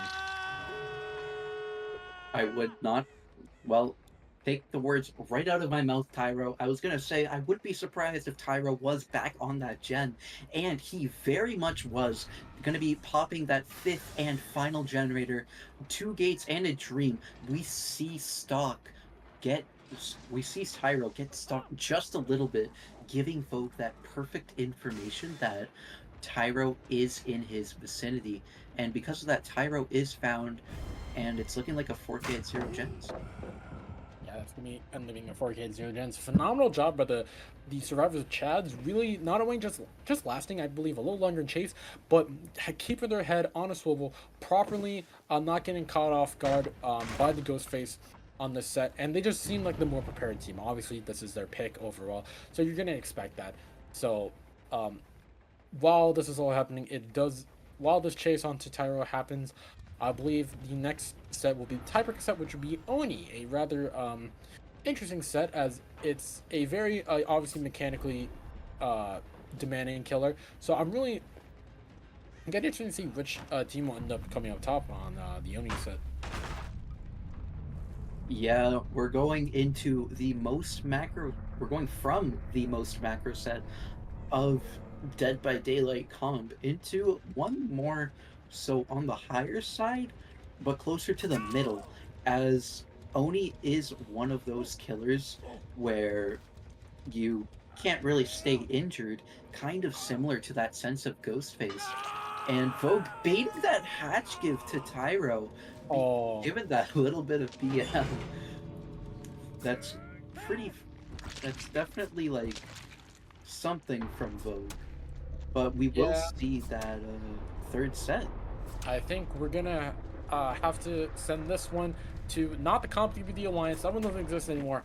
Perhaps the United Nations would take this case, maybe the CIA or a federal court of sorts. But we will stay tuned. We will be back with the tiebreaker set of Mentality vs. Chads, which we said earlier is going to be on the Oni. So stay tuned for that. Welcome back, everyone, to our tiebreaker between Chads and Mentality. We're seeing Mentality on the Oni here for the marbles. We see a build of Ruin, Crowd Control, Pain Res, and Corrupt. Pretty much a somewhat standard build to Oni. What do you think of this, Monarch? Shut up, Nugs. Overall, I think this is a pretty standard build. I think most Onis would rather opt for the Bamboozle, but I think Lavish is hoping that the survivors wouldn't notice crowd control originally, and it might catch them off guard. That is a genuine strat that you can pull off with crowd control. So, and also it might also fake out survivors as well. Like if they know Ruin is up and they find one Hex Totem, then they know, oh, that's Ruin. But if you say two of them, then they're thinking, oh, maybe this is something else, or we're not entirely sure. Yeah, you are right there. I would also personally prefer Bamboozle, but earlier between Chad's and Mentality, we had a nurse set before we went to the secret abandoned CIA facility that was Larry's Memorial Institute for the Ghostface. We did see Ruin on both games, and both survivor sides found it rather immediately, but just never cleansed it. Yeah, no, I think that against a killer like Nurse, it's maybe they're trying to save time, but against Oni, um, especially out of power Oni, I think that you definitely have a lot more time to cleanse the rune here. The chase coming out onto Dino Melon, the Dwight in Shack. So if Lavish is trying to look for that early hit, unfortunately, I don't think this is where they're gonna find it. That's crowd control coming into play. So, yeah, Dino is just gonna use his check spots, not get hit because Shack is a very safe place to be, and is just not going to give Lavish the first hit that he really needs to start getting the power going. He's going to end up dropping the chase. He's going to find someone else, but unfortunately, the person that he finds is Tyro, and I believe that Tyro is leaving faster than your dad going to grab the milk, and that's going to be the first hit for Lavish, which Lavish really needs to start snowballing that power. Yep, with that hit onto Tyro, now the blood orbs are slowly coming out. The first gen does pop, and the chemical trap onto Shaq, slowing down our Oni here for a nice 4 seconds. Power now ready to go. Gonna pop power. I would believe they would leave Tyro here and check on this high progress generator at 5. Yeah, they're going to be chasing around this generator. They don't want the generator to hit. That's going to be a head-on from Dino. temporarily stunning Lavish, but crowd control coming into play. That window is not being able to use. That's actually that window was still blocked by crowd control. And I actually think that led to Dino's down because not only did Dino not path towards the pallet, I think he was trying to go for the window, but was ultimately blocked. Yup, Tyro's still able to sandbag his teammates accidentally. Now, the first hook of the game is here. The power is roughly halfway, and there's not enough blood orbs in order to get that power back. So, Lavish is going to be once more playing for an M1 hit to get the power back and try and get that snowball going. Yeah, absolutely. Oni is a very snowball heavy killer. You want a lot of injured people, you want a lot of blood orbs, and unfortunately, Rain runs into Lavish, giving him a hit, giving him some power to work with. While that is happening, we see a survivor potentially running for the unhook onto Dino, but will stop halfway after he realizes that the Oni is right behind him. That's going to be Dame playing the filler palette while Tyro runs in for the unhook, but they're going to actually interrupt Tyro coming in. So right now, Lavish's attention is split between Tyro and Dame, who are both trying to make themselves look like they want to go for the unhook, but I think Dame opted to just get back onto the main building, as we saw earlier, that he was utilizing the bounce landing and just leaving the main building every time the Oni came to make his escape. Yep, and that will be the second stage onto Dino, officially secured. That power is 99. We saw some blood orbs around the A area before Rain was tagged, but we're just going to be going for some that Rain had dropped shortly after the hit. Now, power ready. Dino can be secured to death now, as the timer has definitely gone down enough to camp it with power. But Lavish is going to be choosing to go to main instead, as Ruin is now cleansed. Ruin will no longer be doing its thing on these generators, and his only form of regression is Pain Res. Yeah, only form of regression is a Pain Res, but that is a very beautiful curve. He stalled himself on the tree, making it look like he was going to go back to the hook, but actually used the tree to curve his power a little bit and redirect himself back to the main building, faking Dame out. And that's going to be another down onto Rain. This is what I was talking about earlier. With Oni, you can just ping pong in between people, going from one down to another and snowballing these downs to the point of, before this, Lavish did not look like he was in that great of a state, but now he has 2 downs to his name with 3 gens still to go. He has now turned the situation onto the Chad survivors. Yep, just a random part of 20 seconds, there were 3 survivors standing, and then just 20 seconds later, 2 were on the floor and 1 was floating away to the entity's grasp. And now, because of this, Lavish just has quite the amount of pressure that turned this from perhaps a 9 stage into a potential 4K1 if played right. Yeah, absolutely. This is the power of Oni. And now now that Rain and Dame are now injured, they're spreading more blood around the map, more blood for Lavish to collect and continue his tirade like he is Genghis Khan. We are going to find the only uninjured survivor, which is Tyro, but I don't think Tyro makes it anything in time. Might make it to the pallet, does make it to the pallet, but the 4-lane pallet is a very unsafe pallet and is going to get a hit. And that's also going to be power for Lavish once again. Tyro is going to keep it around the main building, but if I remember correctly, Dame had a lot of progress and was working on that main building as well. And yes, there is Dame as well, or is that Rain? I cannot tell from this distance. That is Rain going to be in the middle of the map, likely the culprit to popping that bottom side generator, and Chase is just going to be switched over from Tyro to Rain. Everyone now is injured. This is optimal resetting time, as if, like, at least 2 people stay injured after the power ends, it's just going to become an infinite power cycle for Lavish, and that will be a really good spot for him. Yeah, no, there's already a lot of blood ever around, and with that down onto Tyro, that's going to be, yeah, with that down onto Tyro, that's going to be even more pressure applied. Um, Honestly, there comes a point in an Oni match where you recognize that there's so much blood everywhere that it does not become worth it to reset anymore. Because even if you reset, there's just gonna be blood for the power to pick up, and I think that might be what Rain and Dame have figured out at this point. That they're at the point of no return in blood. They're just going to continue the match health injured because they know that even if they reset, there's still just residue blood left to collect.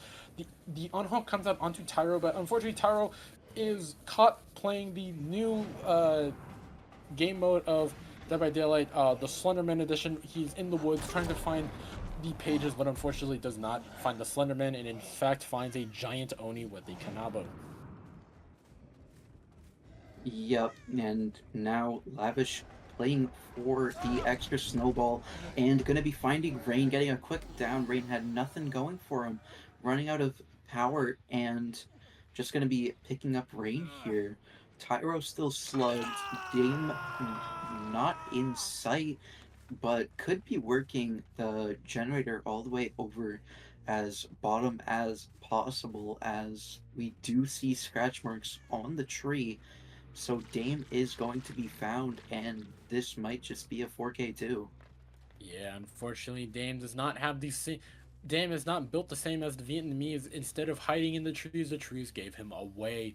Now Dame needs to run all the way back to the top side to try and salvage the situation, but at this point, it's a very dire situation. You have one guy on the ground, you have one guy hooked, and even if you go for the unhook, probably just a down anyways, and this doesn't really surmount to much. Like, sure, you got the guy off the ground, you got the guy off the hook, like, better, but now you give him a pain res on what it was the only generator that you really had progress on.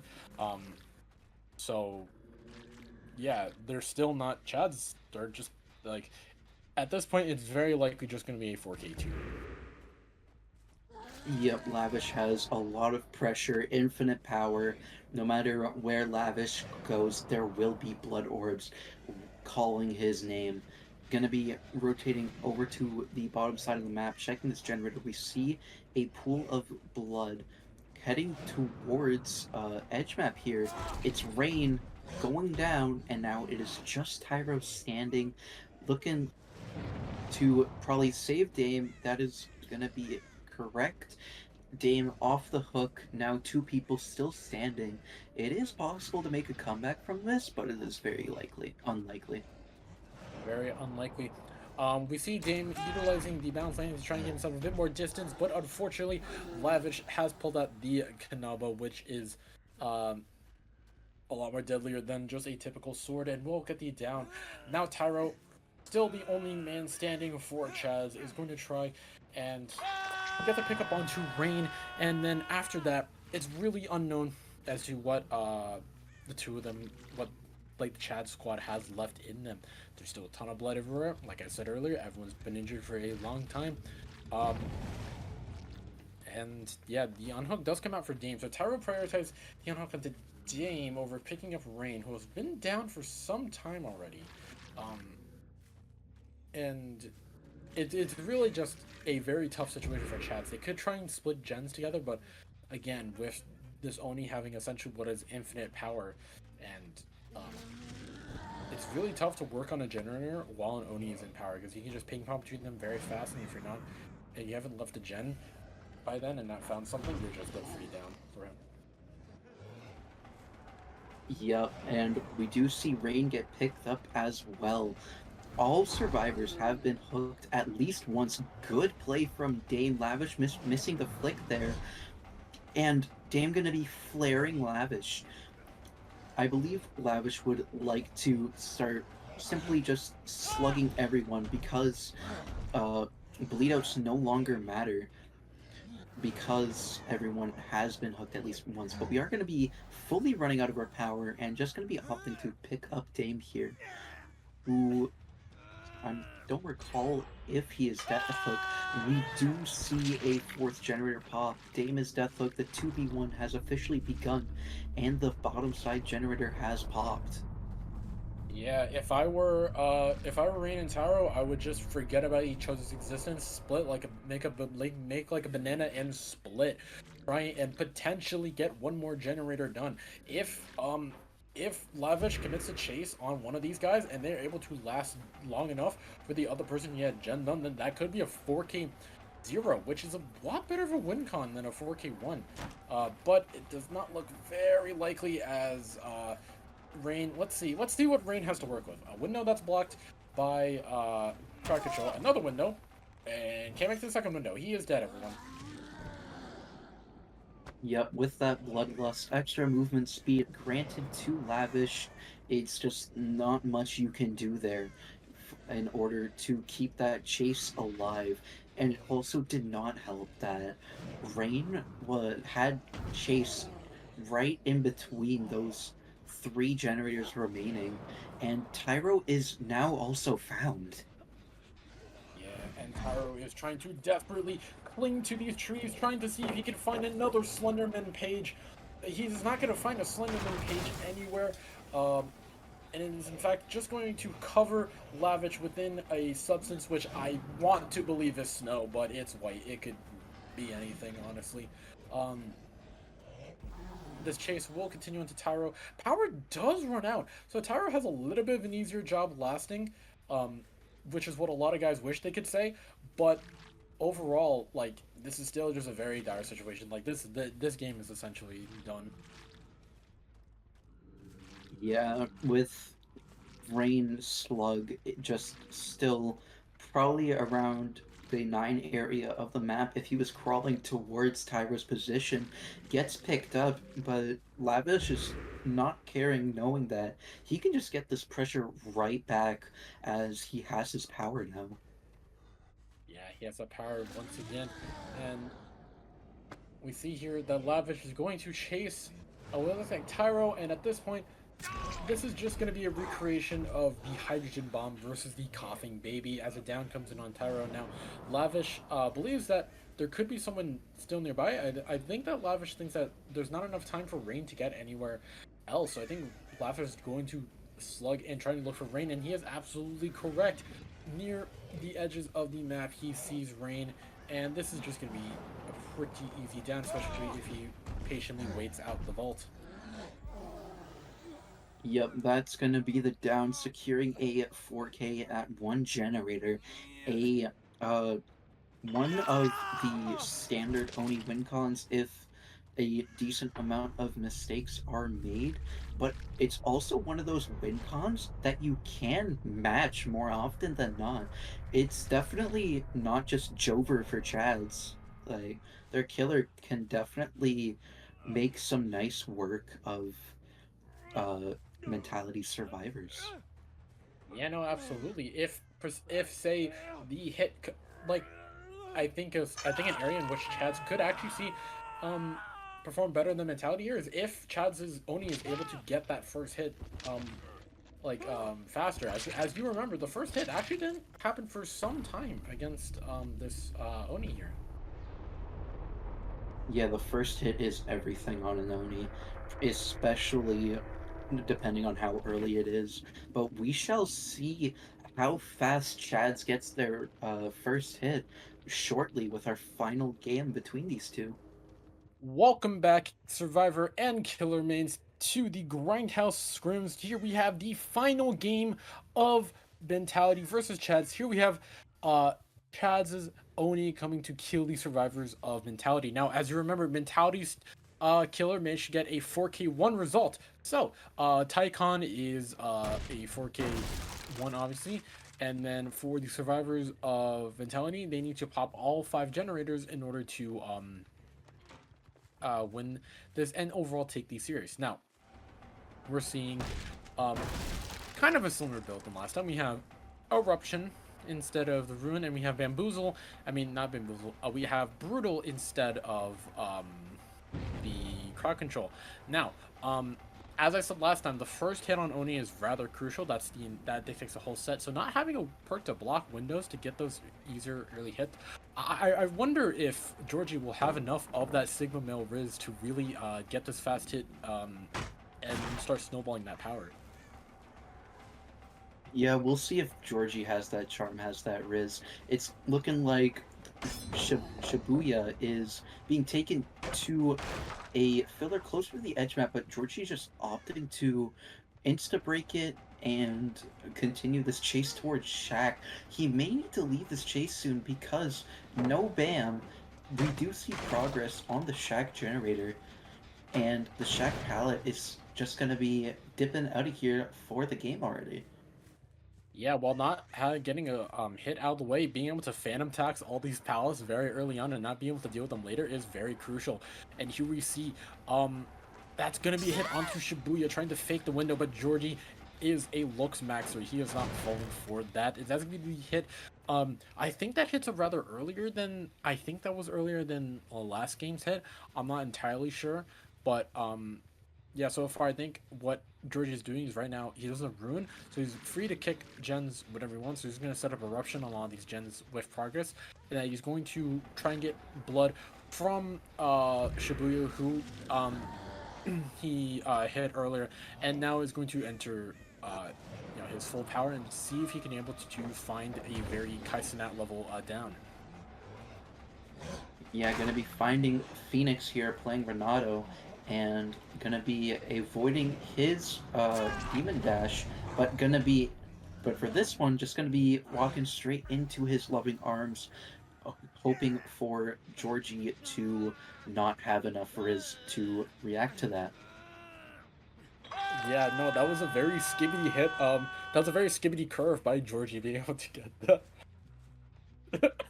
Being able to get them down fast enough, and that's going to be hit eruption with at least 2 generators, and so that's some progress taken right now, obviously combined with the pain res for a little bit of that progression. And then we also see that Shibuya decided not to reset immediately, in fact just went on to work on the generator injured. I wonder if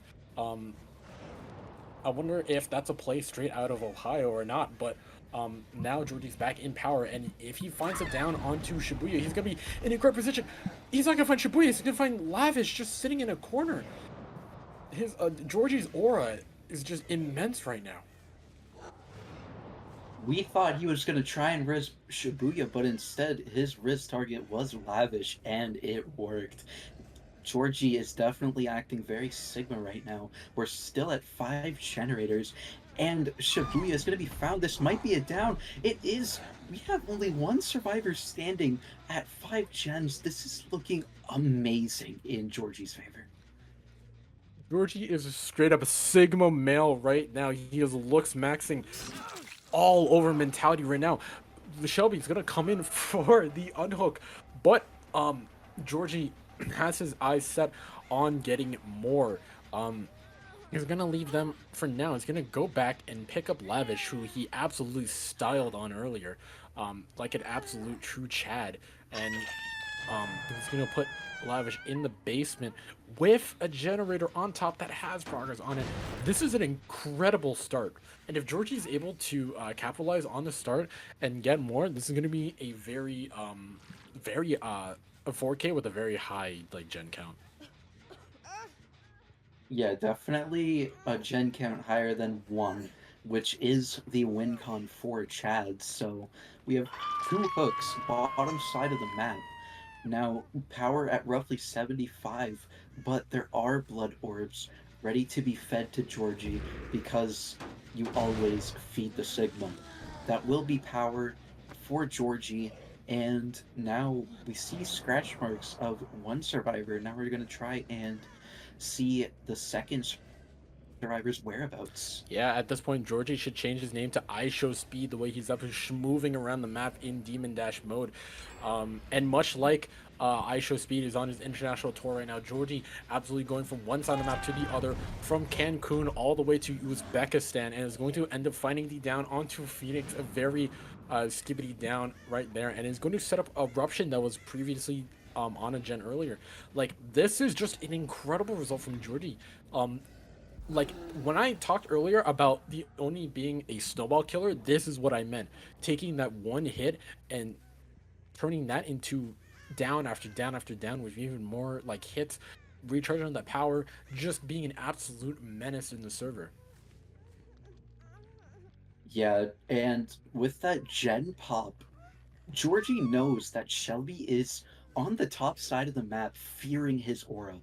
And we do spot Shelby as well, trying to pick up Phoenix off the ground. And this, considering this will be our 4th survivor found, this is looking like a 4K at 4 generators remaining, which is way above the win count. Now, you might be asking yourselves, oh, aren't you guys glazing Georgie too hard right now? Well, that is where you are wrong. Before this match, I actually contacted every single donut shop within a 15-mile radius of me, and they have given me permission to not only use their industrial glazing machines, but also provide me with as much donut glaze as I need. This is going to be a chase onto Shibuya, the last survivor left standing. But Shibuya does not have teammates to work with right now. He does not have anything to work with. He has no generator progress, no teammates up, no bitches, no nothing. Nope, Shibuya just alone, naked and afraid at this point. Pallet goes down. Georgie, with that Sigma energy, just gonna break it, gonna be trying to pick up Phoenix, and Georgie does a 180 to end the game and secure the 4K4. That was the most Sigma male Riz skibbity play I've ever seen, straight out of Ohio, goddamn. And that's going to be the 4K4 secured for Chads, and Chads will overall take this match up against Mentality 2-1. Yeah, Georgie showing his inner Sigma. He said, "Don't make me release it," and the Mentality survivors, man, they made him release that inner Sigma. Holy. Yeah, no, phenomenal play from Georgie. The glazing session absolutely continues as I am pouring more industrial donut glaze on top of him. But this is a very dominant performance coming through. And yeah, no, this was just very well played. Yeah, but don't go anywhere. We still have a matchup between 2 other teams. We are going to be seeing Vertigo and Awaken shortly after we have this final survivor rise up to the entity. Chad's and Mentality played this super well, putting on effort from both sides. Next up, Vertigo versus Awaken. Stay tuned.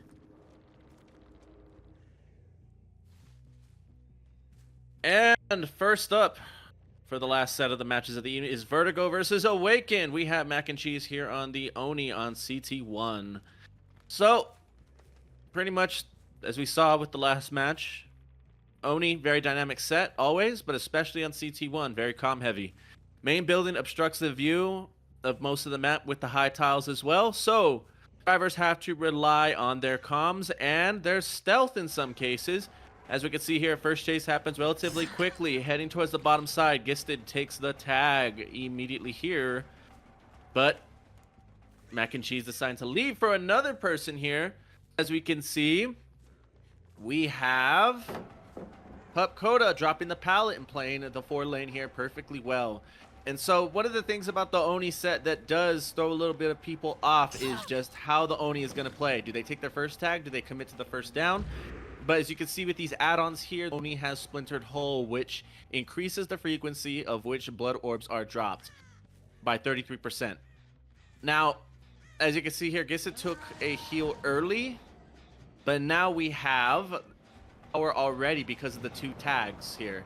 So Mac and Cheese is gonna get here at Guardian and hit a spicy 180 here at Shack. So that's the first down, but a little bit of hesitancy there by Mac and Cheese to wonder if they should either take the pain res or take the basement hook. They take the basement hook. That's another thing about running pain res on Oni again as well, is parsing out your pain reses and determining when's the right time to use it, when's the right time to play for hook position, things in that nature. But the good thing about using Eruption instead of Ruin, that's one less totem that they can find or need to find. But they do opt for crowd control instead of Bamboozle, which I'm not necessarily too fond of personally, but you know, it's more powerful than Bamboozle. So, you know what, I could see the vision here. So right now, Awaken has to consider rotating for the pull at some point, but also keep in mind that they don't know that crowd control is there yet. So Mac and Cheese is going to play this very aggressively by going around and hitting all the active gens and then playing for power. But now that Mac and Cheese is playing for power, it looks like they're going to go back to basement. As you can see, the unhook gets in there. So this is going to be really close. They have to time it perfectly for them to get out, and it looks like they get the person that was unhooked out. But now it looks like that Guardian is going to have to play this, and I don't know if this is balanced. I haven't seen the exhaustion, and Guardian goes down right here at Hill. So it was a good play right there by them to get Guardian out of basement, but now Guardian is going to be dead on hook, and now Pain Res is going to come into play. At this point, they're in a bit of a rough situation, but this is Oni. This is not an uncommon experience to get the short end of Oni's stick, if you were. So, we have a chase here right now with Pup and Mac and Cheese here at the filler. Guess it has to come in for the save at this point, but Oni looks pretty content to kind of just play around this and get power and allow the unhook to happen, it looks like. It looks like they're happy with allowing the unhook to happen and just play this a little bit slower on the killer side. This is not that very common for people to do. But it looks like that Mac and Cheese is comfortable with the tunnel out here. But there is no power yet because there's that little refractory period with Oni where the blood doesn't drop. So, it looks like what we have right here is Guardian taking chase to top and choosing his death spot. Mac and Cheese is playing this right now and just farming blood orbs off of Guardian. Guardian is dead on hook, which will turn this into a 3v1 here at 5 gens. Now, as it were, this is where it gets spicy because there's a lot of resources still up here. If Mac and Cheese wants to tunnel out Guardian, he can, but it's gonna be a bit of an issue with the resources still up. The 4 lane has been dropped. There's a hill right here. I believe there's a TNL, and instead Guardian gets hit right here on the spicy 180 at the pallet. Very well done by Mac and Cheese. So now we have Guardian dead here. It's going to be a death at 5 gens. It's going to be a 3v1. And this is where Oni gets really dangerous. With all the blood that's going around the map right now, what I have to commend them on doing is that making sure that Guardian was able to extend his chase and playing it patiently. Right now, they probably have about 4 different gens of progress at the moment, but they only have about 50% on one of them. And now here goes Mac and Cheese with the same shack hit right here that Guardian got caught on, which very well played. But the thing about playing Oni on PC versus controller is that the DPI flicks are a lot tighter than if somebody was know how to play Oni on mouse and keyboard versus controller. So they did a gen done, but like I said, they still have another 2 or 3 gens with progress, and it looks like Mac and Cheese is smelling blood at the moment. And actually tries to go for a spicy 180 right there, but I think that Mac and Cheese is going to be comfortable to go back and pick up Anya from the shack area. But it sounds like Anya's crawling to the corner of the map. I'm not sure if Shack was dropped. If Shack was dropped, it might have been the optimal play to go and crawl to Shack and not give the pickup for free, but at this point, it's a 3v1 at 4 gens. We'll just have to see how the rest of this plays out. Back on the same pain res, by the way, and there's that unanticipated skill check. You just hate to see it when that happens that way.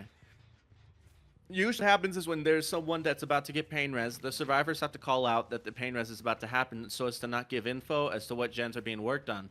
But the unfortunate side effect of it is that a skill check can come up at the most inopportune time and give position and progress away. So a mini pain res, if you will. As you can hear, the survivor just goes ahead and vaults that. And we still have crowd control up. We have a pallet drop right here. Anya gets rescued. And this is going to be a bit trickier. So as you saw with the last team, when mistakes were made, they were still able to bring it back to a 4K1. And the goal right here is to try and make it an attainable win con for either a tie or a win by freshes. And right now, Pup is going to play this tile right here. Drop the pallet, but the other thing is too is that with this add-on, an extra blood orb gets dropped because of the action. Whether it be a vault, pallet drop, things of that nature, or a missed skill check, I believe. So Mac and Cheese is gonna let Pup farm some blood orbs over there in the corner of the map. And as you can see, there's a balanced landing play and a very aggressive 180 here. I think Mac and Cheese is, you know, getting their Jordy on, but Anya goes for the locker, which is actually the smart play here because either the Oni has to choose between taking the power hit or taking the grab. And what it does do is it makes it so that Oni goes out of power into fatigue like he just does here. So a very aggressive 180 here. Mac and Cheese feeling his lippiness coming on, as it were. And Pup is going to go back to the same tile that was dropped earlier, but there was no pallet break here, so that's another job. Great job by Awaken playing this very well and just trying to get themselves in a more attainable win con. Other than if Vertigo plays. So Mac and Cheese going back over to where the last survivor is. 2 survivors on the ground. Gisted is going to have to drop this pallet immediately if they stand a chance. Does hesitate a little bit. And is going to back. And Mac and Cheese takes the tag here. Now Gisted has to go back and pick up the survivor. And see, it does look like it is a dead situation here, unfortunately. And now there's going to be a double vault here to prolong it a little bit longer. See if the chase goes. And Gisted plays the 4 lane, unfortunately, and that is going to be a slug all out at 4K3. So, Oni, very dynamic set. There's no doubt about it. What makes Oni so deadly is that the more mistakes survivors make, the more Oni snowballs, by virtue of the nature of his power. And Awaken did a good job of bringing it back to at least some gens done. Ideally, in this situation, when that early tag happens, it's supposed to be a 4K1, but the Oni is one of those sets that we call 4K1 or 2K6. And Mac and Cheese just absolutely was doing fantastic work here with the 180s, with the reads, everything. And it looks like here that that's going to be all she wrote. And I do believe, I'm not sure, I'd have to check with the refs if that bleed out had a hook attached to it. I believe it might have. It actually did. So that is still going to be 4K3 fresh. 4 fresh, 3 gens remaining. We're going to be back with more Oni on Grindhouse. Awaken vs. Vertigo coming right back at you.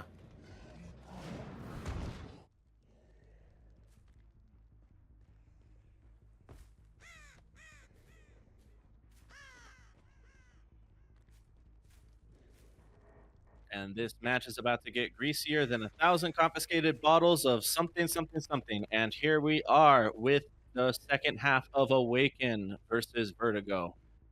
Now, as we can see, Lax is here, going to be taking the first case with Junior here at main. So, win con, pretty simple, 4K4. And it looks like we're starting to head that direction. If I had to guess, that would be a head-on play that was going to be attempted, but Totem gets down immediately here. There is no... Excuse me. The win con is still 4K4. But this build gave me a little bit of pause for a second because there's no corrupt here. It's just a full-on Hex Penti build. So, because of the win con, I don't know if this build is the right play. But this is going to be a very fast first chase, and so now Laxus has to snowball immediately. Now, this is where I question the add-ons a little bit here, because I know Splintered Hull is definitely the play. But with Akito's Crutch, there is speed, but in this situation where they need to be able to slug immediately, I don't know if this would be the right play. Now, Laxus here is respecting the pallet even when in power, and this is where those precious seconds tick off of the power pretty quickly. Now, this is going to be chasing Jojo around the map right here. Jojo is going to be hugging this tile for all of his life, but goes down. So now what Corrupt does is that it gives people a bit of a cushion to be able to take that first chase, knowing that one side of the map is going to be covered. Ruin is still up, crowd control is gone, and penalty is now applied. So now Naxus doesn't have the time to camp this. Laxus to go straight over there and be able to just immediately start pressuring, because if 2 gens get done, then that's a tie. And 3 gens get done, then it's a loss. But this is Scrim Nights after all. So there could be just an opportunity for practice here and just improving and working on killer, build synergy, and all of that stuff. As we were just spinning about during the break. One thing about Scrim Nights is that this is for no money on the line. This is just for the love of it. This is for fun, and this is for practice, as we have other tournaments here coming up for Grindhouse. So right now, Junior's just giving all the blood in the world right now. And it's probably going to have to run this way. Reminder, crowd control is gone, so the Oni is going to have to play this very carefully. So Oni going to go ahead and go back and has a Penti hook right there. So this could be a second stage opportunity, and also an opportunity for an FOV tech, it looks like. I don't agree with that server-wise, but it does look like that Junior gets the stun off there. Now what it looks like here is that Junior is going to play over here on the edge of the map. They're just slamming those gens at the moment, which is really difficult with Penti. So maybe this build doesn't work out after all. So as we can see, an animation bug here, which was supposed to be an M1, just goes away. And now Cheesy Casserole and Elite are slamming gens with Junior on the ground and Ruin still eating up whatever that they have. So it looks like right here that they're comfortable just going ahead and leaving Jojo on the hook, but they still have another gen to go ahead and get done. So maybe this plan is going to work out after all. It might be for a tie at the very best, but we'll have to see, because right now the gen is not done. Elite Wolf is going to be taking chase over here towards bottom side shack, and now Lax is comfortable going ahead and going back to where Penti and the hook is. So now this is actually kind of problems. They have to play this very slowly.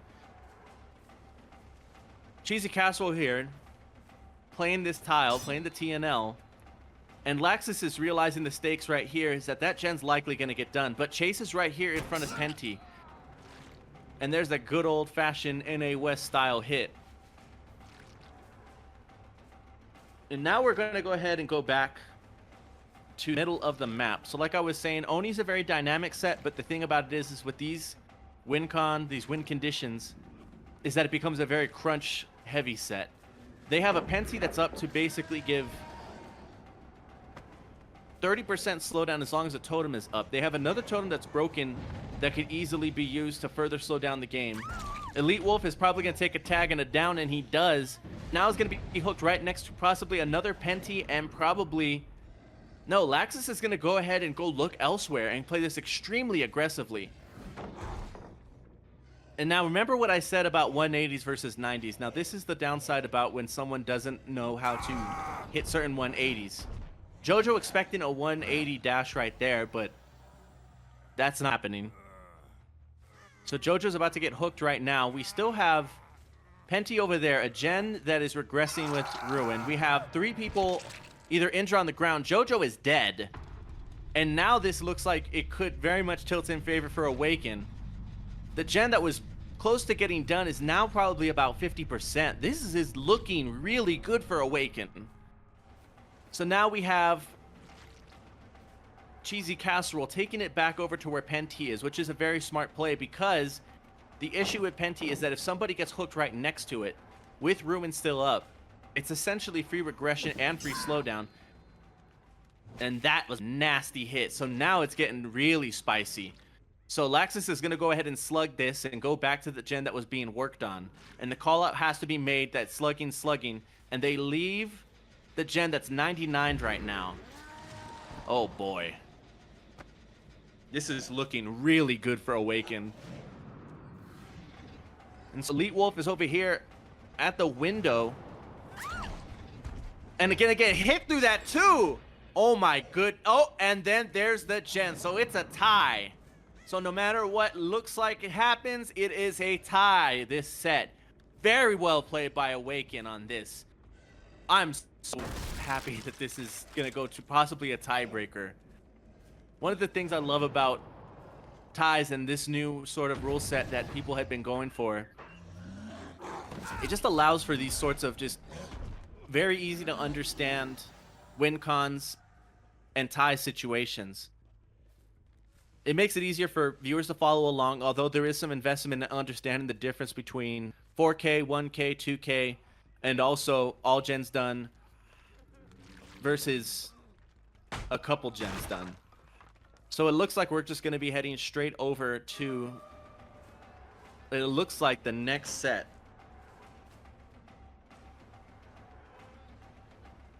And Junior here, still having to be able to drop this Shack pallet and possibly pick somebody up, and Elite is about to go vault away.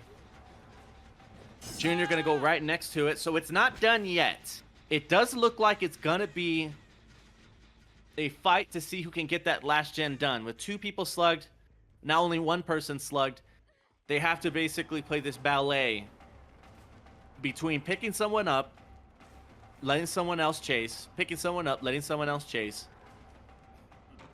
But this ballet is done right. It looks like Cheesy Casserole put on his dancing shoes tonight.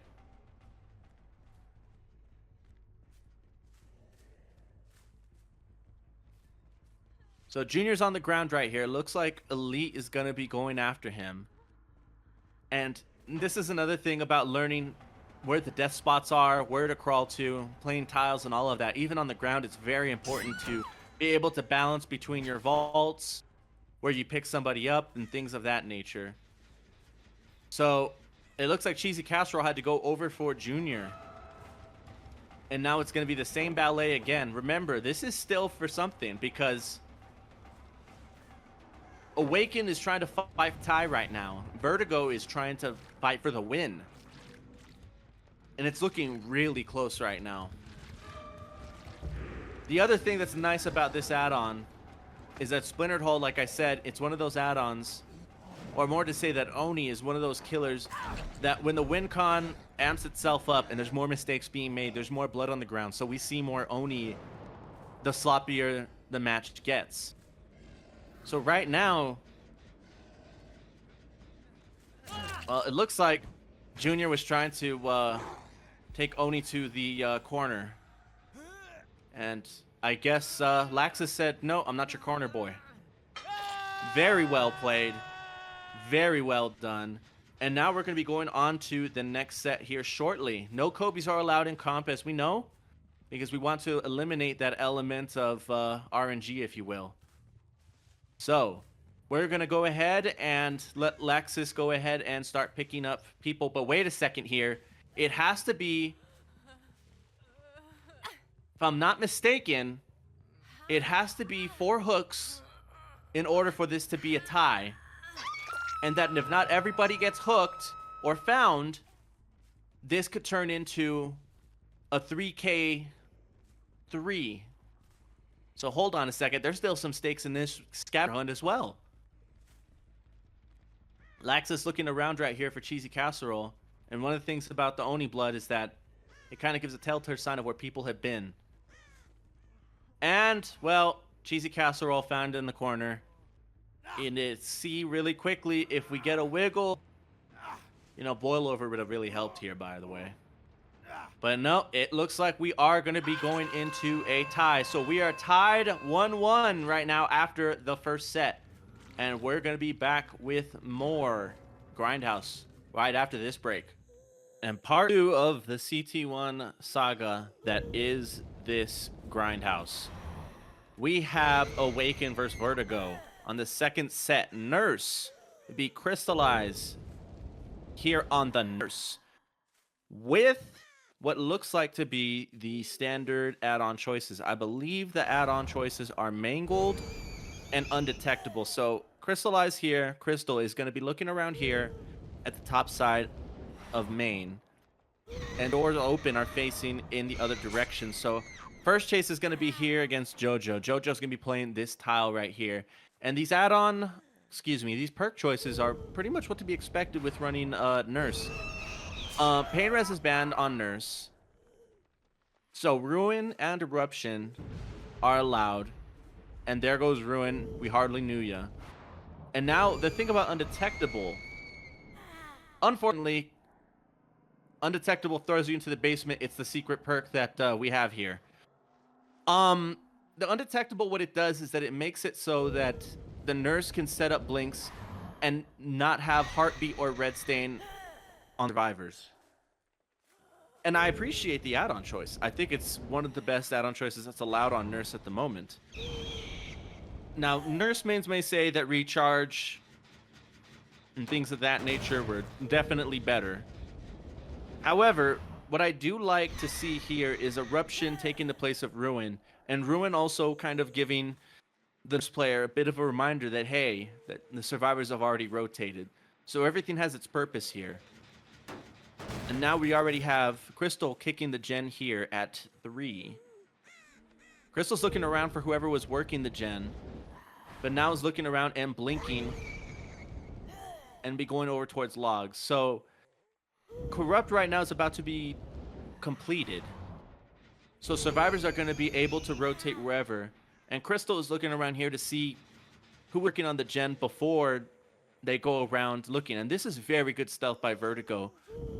But Crystal does a good job of sniffing it out as well as the stealth. So that's a fantastic hit right there on Cheesy Casserole. And now Cheesy Casserole has to find a death spot quick. And that's one gen that pops over here. Cheesy Casserole hitting Crystal with the double back here. So no death spots yet. But I do think that the thing is to be reminded about playing Undetectable Nurse is that red stain is not shown, obviously. So Cheesy Casserole is going to path accordingly and have to make a guess as to where the nurse is if there's no line of sight. But then also double backs like that can be deadly once the killer recognizes it, like Crystal just did there. So fantastic first hook, no pain res. Thrilling Tremors giving info on which gens are being worked on. And Crystal's going to go and take a look at topside right there, but then also want to listen to and check the other gens as well.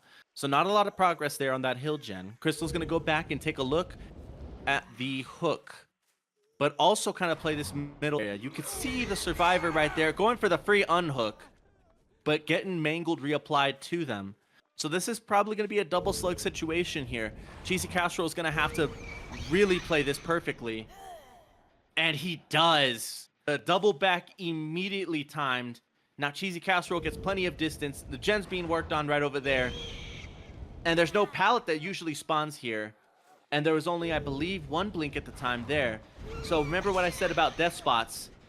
Cheesy Casserole juking Crystal around some wood. But now, the chase is still going on here. We have a pickup. We have Cheesy Casserole over here using Shack again. Not a pallet has been dropped on this end. And now Cheesy Casserole is going to play the loop again, realizing that their time has run out and it's best just to find a death spot, since there was no eruption applied anywhere. Thrilling Tremors applies here, so now still has a full field of view to know where to go. And now Cheesy Casserole's on second hook, so JoJo is still injured because of the mangle that was applied earlier, and I feel like Vertigo is taking their chances by waiting, but no, they go ahead and get the heal off. So now we have 2 stages, 2 hooks. Excuse me, 1 fresh hook, 2 stages. So Crystal's going to go ahead and survey the field, remembering that Thrilling Tremors was on cooldown, and Thrilling Tremors gave info on where everyone was. We have Eruption here, applied to the gen. 2 gens so far. And this is kind of a split right here. Vertigo does a good job of making sure that the 3 gen is split right here. So Crystal has to choose between holding the 3 gen bot to mid side or trying to go and get a down aggressively on the top gens. So the 70-second hook timer is a little bit nicer, but it also affects the killer as well in terms of strategy. A killer who otherwise might have been happy to camp someone to 60 seconds is now going to play a bit more aggressively and looser with 70 seconds. So Cheesy Casserole takes the down right here, and unless this is DS, I believe this is going to be death to Cheesy Casserole at 2 gens remaining. So a very fast recovery from Crystal here, from getting the down on Cheesy Casserole, recognizing that they messed up in a couple of situations and just otherwise been a cool head. Now you can hear the progress on that gen right there. Junior's going to go ahead and go into the back of Shaq. Very well timed by Crystal. I don't know if Junior wants to run to where the active gen is, but I don't think that they really have too many options. And it's the double back with the FOV on Hill is just filthy.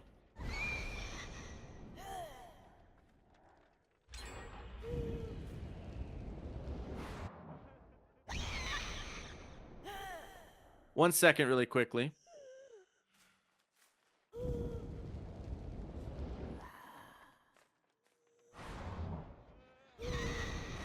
Discord doing Discord things, but we are back for my end as well. Looks like the chase has continued here with Junior here at Shaq. After that first tag, Junior is very happy to try and get all gens done, but it looks like here that we are looking at Junior using every piece of real estate to their advantage. All gens are done, 1 kill, 3 stages.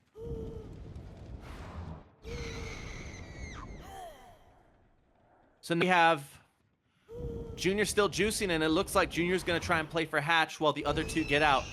So this is going to be a 2k6 unless...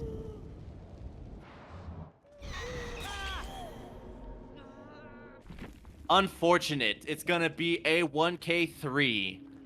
Very valiant effort by the survivors. Very well played by everybody. And we'll be back with the next half of this set. And before we go to our next set, we have here the final of the Nurse sets here on CT1. We have Junior on the Nurse with quite the interesting build here to try and give wall hacks and info. We do have Retribution, Ruin, Thana, and Corrupt with the same add-ons as before, which is the Undetectable Hit, the Mangled Hit. So this win con is pretty simple. Get more than 3 stages. There's nothing else to say about the win con other than that. So when you're here tracking the survivors, we have Pup getting found and going to be taking the tag here at bottom side. Sort of a similar chase as before, but let's see if that undetectable head to the basement add-on perk situation happens again. And nope, we get ourselves a very fast down on Pup right here at basement. Retribution is gone and not Ruin, so I'm not sure if they called this out or are aware of what Retribution does. Retribution gives aura reading when a totem is broken. And now, this information is very unique to Nurse, because Nurse can go literally anywhere on the map through walls and be able to hop right on top of auras if there is not an item that is blocking it. So now here, Junior is going to be happy to go back and confirm this hook, but also take a look at the totems, what's being worked on as well. So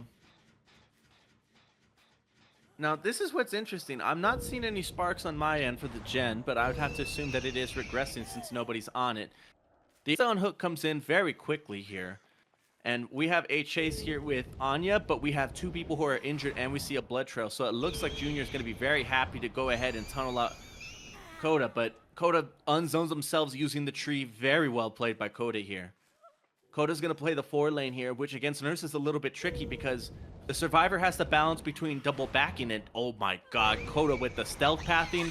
Again, giving Junior the juice. Coda's going to be going to the top side of the map and playing that 4 lane like their life depended on it. So now Ruin is going to be gone here. And really at this point, what people want to see going into that last set, because the tiebreaker is going to happen no matter what, is see that Awaken still has some fight left in them, which I believe that they do. As you saw that last set went with Oni, they did a very good job of just fighting to get that last gen done. And what that turned out is it turned from a loss to a tie because of their hard work and Hiller's fantastic work as well. So Anya's going to be going to the 3 side of the map and use balance landing, but the Nurse times it perfectly and going to be a tag on Anya. Mangled is applied as well. Junior's going to be here in the middle of the map, looking around. We have 2 hooks already. If there is a third fresh hook that is had, then it's going to be game over. And again, Pup just playing this so well. One of the biggest things about Nurse is predictions, and people situate their blinks according to the resources in front of them. So I think this is going to be game right here. Unless... if I'm thinking this is correctly... No, it's not game yet. This is 1K3. All there needs to be is one more hook and Junior wins. For right now, it's a tie. It's at 5 gens. Anya's going to take the hit and go straight back up to 3 side. This is the balanced landing play, so there's nothing really that Anya has in the way of exhaustions here. But if I'm not mistaken, look like lucky break to me. Now Junior's going to be looking for their last hook and last survivor. So, not to say that they would, but what they could do, after to get this last hook and this last fresh, is just AFK and let the survivors go there. So, Junior's kind of getting lost in the tracking sauce here. But there's still a whole 5 gens to get done, and it's a 3v1 at 5. So Junior just needs to keep his cool and find the last person and get that last hook. Junior looking to circle back right where Anya was last seen, and if it was lucky break, then it's out on Anya at the moment. Anya going to edge map here, and this is, I believe, going to be game. But it looks like Junior wants to go ahead and play for their own personal...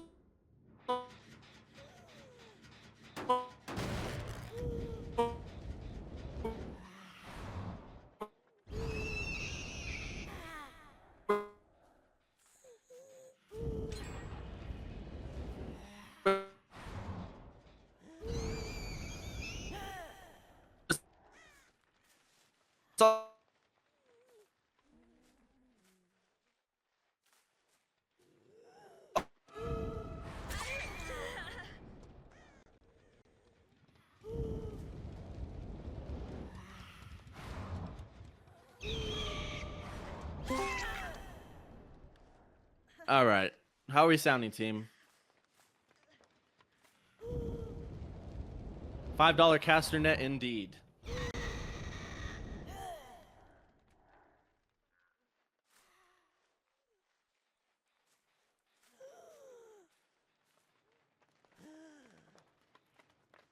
Well, I guess that the voice chat we were in had died, unfortunately.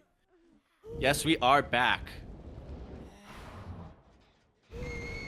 New caster tech, new Discord tech. Everything is tech. At this point, I might just write my casket and say technical difficulties on it. At this point, we are still here in the match. It's still a 1K3, and it looks like Junior's still wanting to play for the rest of this out. All Junior needs to do is just go ahead and hook Anya, and that's the end of the game. But Junior looks like they want to play for as if the win con was 4K4 or your parents get caster teched.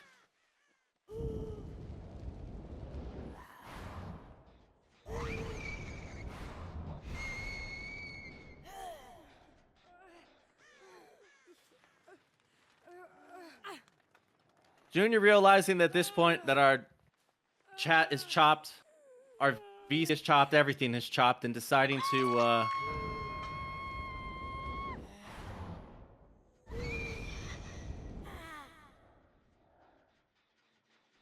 I'll take a guess to go ahead and take us out of our misery. No team intended. So now we're just gonna play out the rest of the match. Gisted and Guardian stealthing around trying to get the unhook on Anya.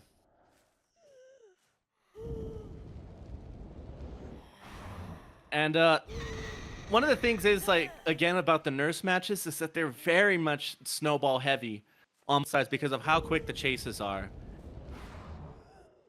And as people would say, is it possible to out a Nurse in pubs? It absolutely is.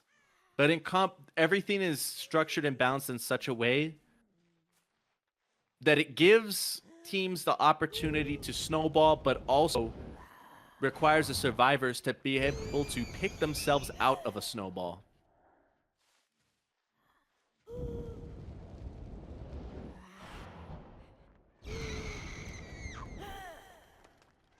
At this point, Guardian is going to be chased for the first time, I believe.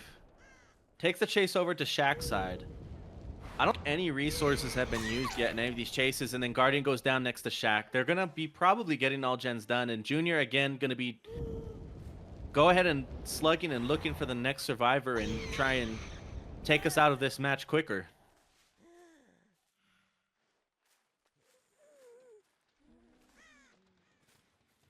One thing I will comment on is that Behavior has done a nice job in record time of getting the Peepo Shake spectator bug.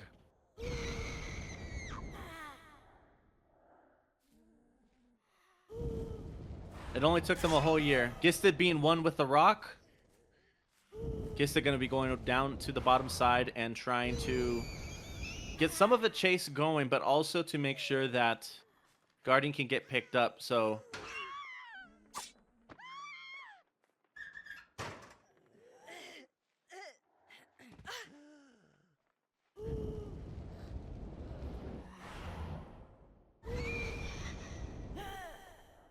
I think at this point we all know what happened there. Ping. Ping is a very evil thing. So now we have Anya, Guardian, Gisted on the ground. This is going to be a 4K3.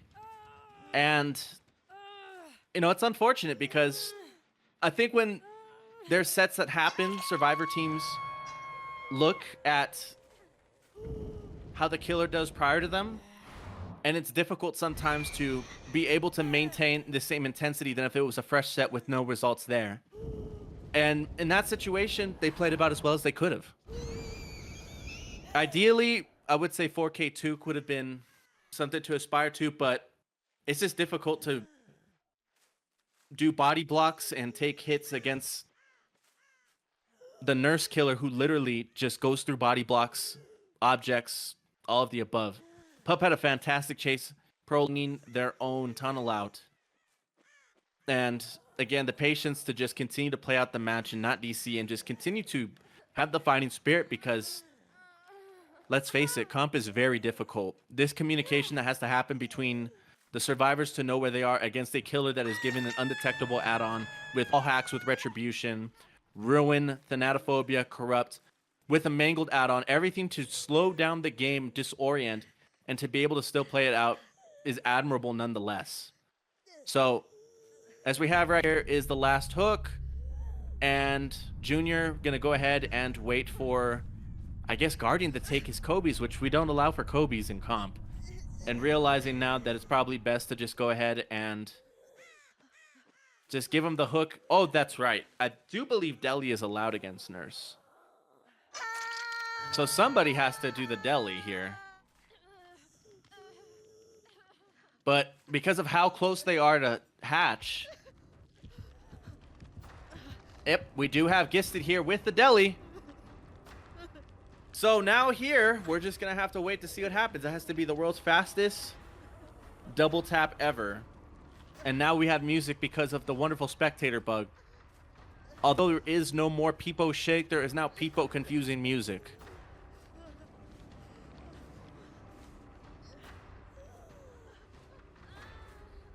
So Junior's going to go ahead and let these two go to second.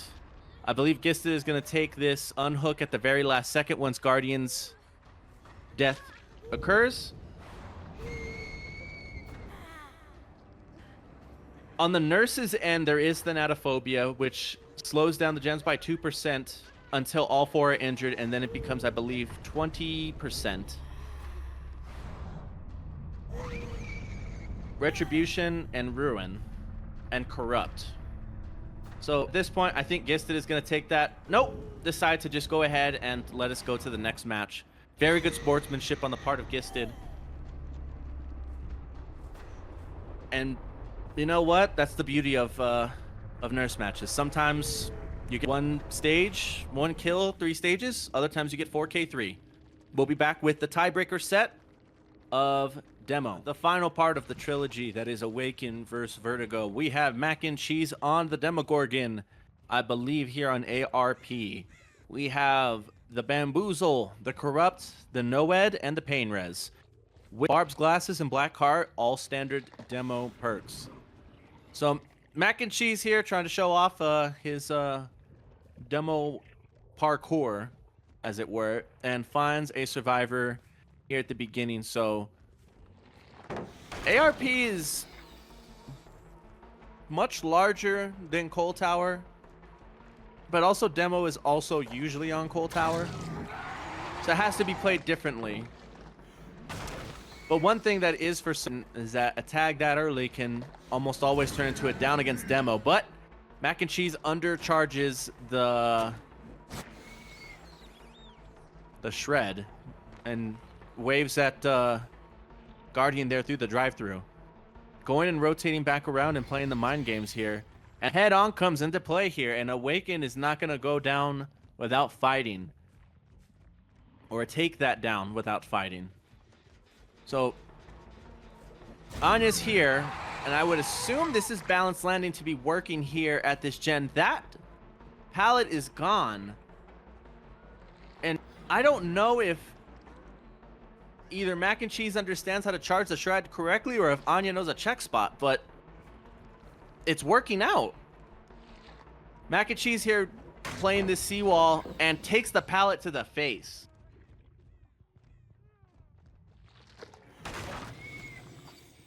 Now Mac and Cheese using the Barb's Glasses add-on, and that lucky break comes in here. And this chase is prolonged quite a bit, but I don't know if Anya would have made that. And they get that gen done. Very well played by Awaken. Great teamwork, understanding where the death spot needs to be away from the gen. And I guess who needs a check spot when you can have a death spot, huh, team?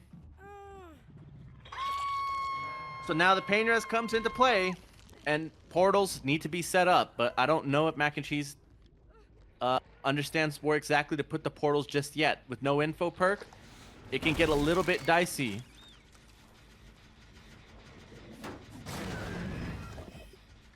Now, Noed over Pop is kind of an interesting choice, but to ensure a better win con the first time around, I would have to say that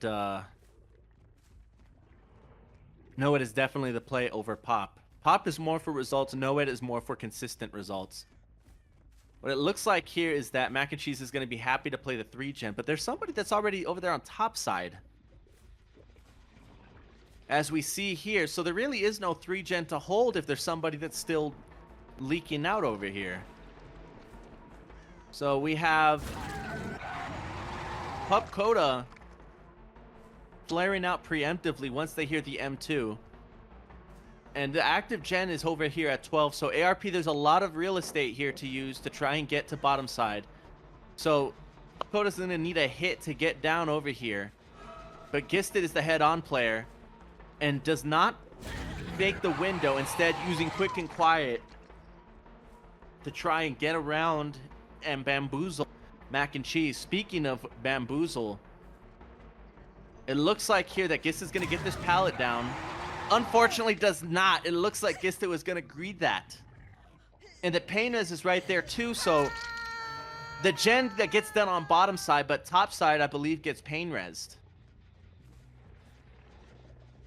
And now you have 2 people injured, a Mac and Cheese banging their head on the wall, a pallet broken now finally. And the 3-gen spread is looking pretty nasty. This is what makes ARP so dangerous for Demo. Demo can be seen across the entire map. The spread is very kind to Demo portals. But there's 2 people injured, and the only person who's found right here is Guardian. So Mac and Cheese is looking at this chase and thinking maybe this is not the chase to take. Kind of half-heartedly trying to go for some aggressive shreds and slaps.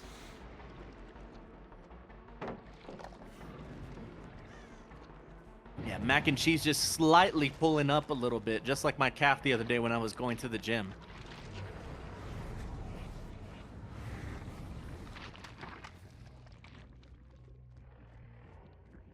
Now Mac and Cheese is going to be content to, unfortunately, find both of the survivors here and realize that you have few people on the active gens on this side. Anya over here, maybe lingering just a little bit too long here at the gen. Gonna go ahead and have this tile right here. Gonna play this 50, but doesn't, just decides to hold W on the other side of the 4 lane and take the down instead, which is perfectly okay considering where the active gens are. But now they're in danger of 3-genning themselves. You have the 3-gen over here up top. You have the 2 gens on bottom, and you have a lot of open real estate and somebody who's already been hooked once. Guardian, Gisted, and Pup have to play this immaculately, but also, too, is that Mac and Cheese has really got to mess up this 3-gen spread here, which is possible considering that it is Demogorgon. But Mac and Cheese looking around to see if he can catch a cheeky Gisted in the locker, maybe. But what makes this so dangerous is that as quick as chases can be with Demo because of Blackheart, Shred, Zoning, Portals, all of the above, chases can go for extremely long with Demo as well. All it takes is one mistake from the Demo player or several mistakes for the survivors to capitalize on.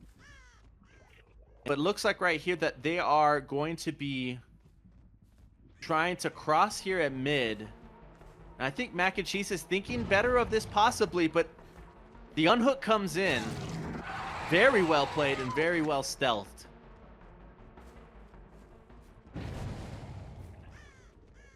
Now, the missed skill check is something that can happen, especially on ping.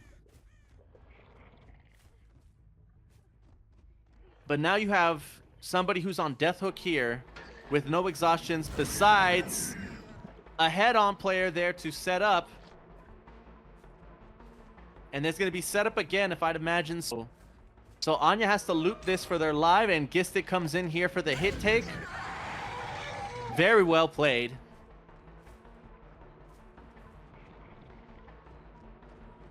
And now to extend Anya's life.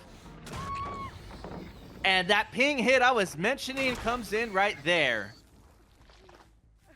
And very well played. The proper death spot as well for Anya because of the gens being top and bottom. Chase going to mid is the exact perfect place for Chase to go. And they're in a much better spot after that hit tank from Gisted. Very well played. Mac and Cheese getting aggressive here, but like I said, that 70-second hook timer is in the back of every killer's head when they decide to try and camp. So Guardian is here, and Guardian got tagged earlier, if you remember, and then Gisted was here for the hit tank. Blackheart coming in, and now Guardian has to die either in mid or by where the gens have been completed. And now I think Guardian's realizing that right now as he heads towards bottom.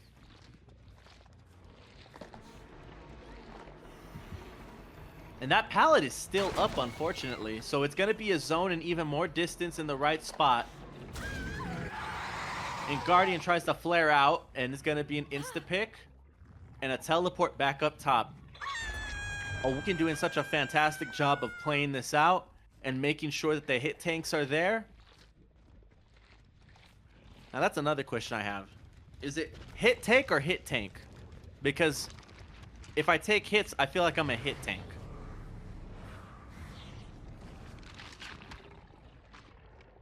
Mac and Cheese over here looking at the top side. If we remember correctly, that the main gen over at 12 was active. And unfortunately, there's not very much progress on that.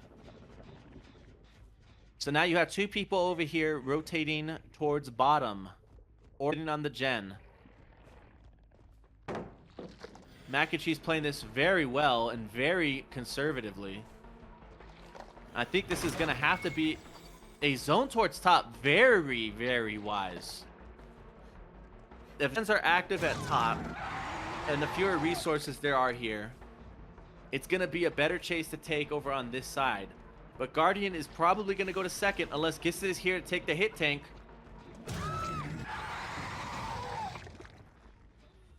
Mac and Cheese kind of feeling themselves at this moment.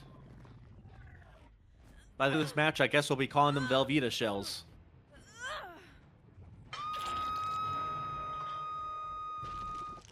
And that notification letting us know that the gens have been... The gen that has been hit by Pain Res has been almost deadlocked by the gen regression events. Guard flaring out with the juice on mac and cheese. And the same thing applies. The 3 gen is up top, but the chase needs to go to mid so that Shaq could get done. And there's still plenty of time because that was Pup Koda's first hook. So Guardian taking the lithe and gonna go straight towards top right corner away from the hook. And Mac and Cheese getting the down. If you look at the pain res, everybody has been hooked at least once. So Mac and Cheese, I believe now, is going to go and try and secure the 4K2 versus 4K1. This was very well played by Awaken to get this result. ARP is not an easy map by any means for the killer, but it's also very easy to get caught up and break into 3 gen and just forget that gens need to get done, period. Pup gets unhooked here, and Guardian is still on the ground. I don't know whether this reset's gonna come off or not.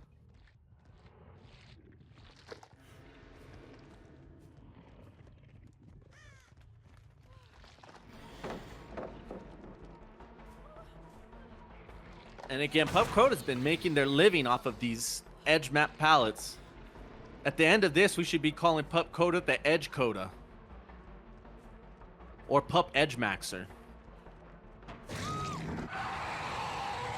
But we won't be calling Pup Coda Pup Z-Waller, though. Mac and Cheese looking back over here at the mid area, trying to figure out how they need to play this, because Guardian got picked up. And the gen spread is so large to where maybe Mac and Cheese should consider putting a portal over by Shaq. But unfortunately, it looks like Gisted wants to get the pickup. And not enough time for the pickup to happen. Mac and Cheese is a little bit more patient with this shred.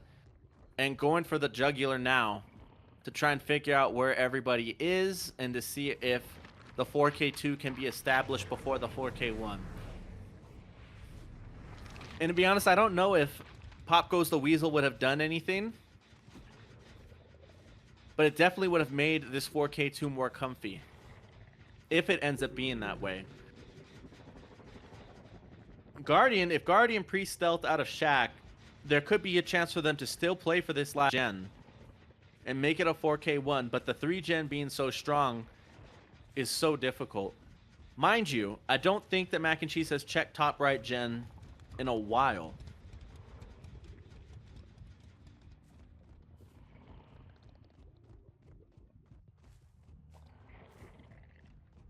And while we're at it as well, ARP definitely benefits from the engine change, presumably for Castlevania, that allows for greater line of sight. So then we have Pup Coda getting hooked. And remember, all 4 freshes have been obtained, so anything at this point is just gens completed and then stages. So Gisted and Guardian are both up now.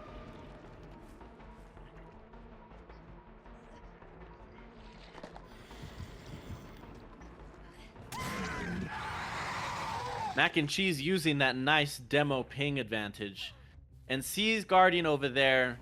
That's a double take to remember that there is another survivor left. All these tiles, tires, and pallets looking like a Nancy outfit. Mac and Cheese going for style points here.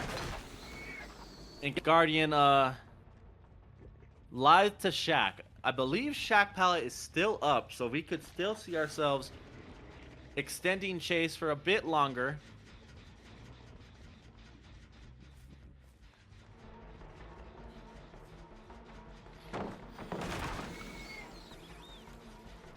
Also, too, want to give a shout out to our latest raider, Bram. Thank you so much. Thank you for the raid. We're in the middle of a very intense demo match. As you can see, Guardian is just going to play until the bleed out, but Bamboozle will put an end to that near immediately.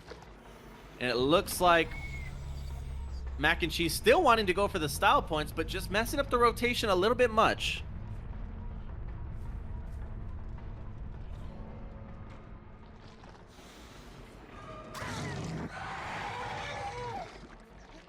And we still have an edge map palette here.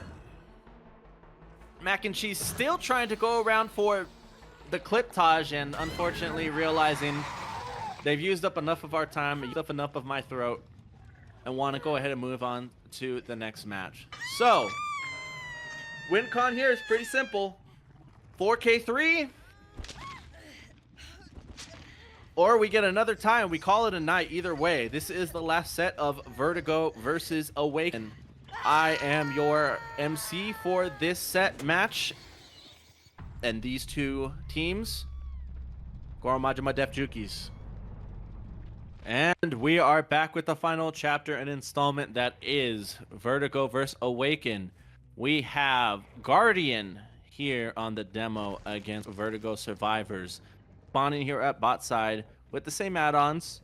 Just a little bit of a change here with Ruin instead of Noed. But everything else stays the same. A Guardian playing this very safe and putting portals down and looking around here, sure an early chase of someone crossing can initiate. Ruin is also there at the bottom. I would assume at some point Guardian could put a portal down there at the Ruin if it stays up long enough. But Guardian is also flexing the demo arms, but with no active portals. So more so just making sure that someone doesn't catch him by surprise. Looking around here at the bottom side, making sure that nobody crosses, but the win con being what it is, it has to be a 4K3. So I think Vertigo will be content just to stealth out the Corrupt if they do. And now Guardian thinking about what I said through telepathy and realizing maybe he should have put a portal down there. Guardian back over here at mid area looking for Vertigo's survivors.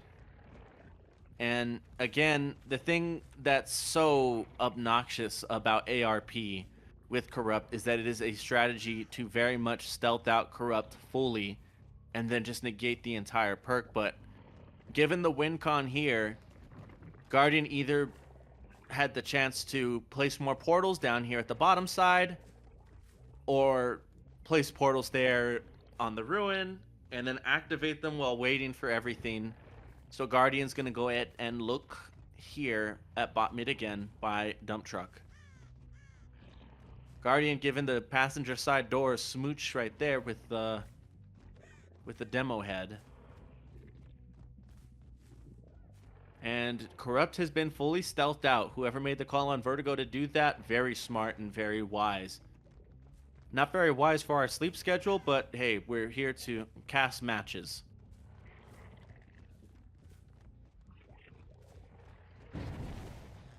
Miss skill check there. Nice little baby pain res going on there with Guardian chasing them around. They don't vault the window. Very smart by Guardian to not fall for the bait and the crouch tech. And has the chase happening there with Junior rotating around over towards the top 2 side. This is where Bamboozle could come into play, but Guardian getting the first down here. Very wise, but looking around and maybe Ace is a little slippery there. Now with this down in this win con, Guardian has to play this extremely aggressively from here on out. But the rest of the gens are likely going to be worked on the bottom side area or even over there at the 11 side. And just listening to the sounds of the generators, it looks like they opted to full stealth out Corrupt, wait for Corrupt to go, and then make their way to bottom side.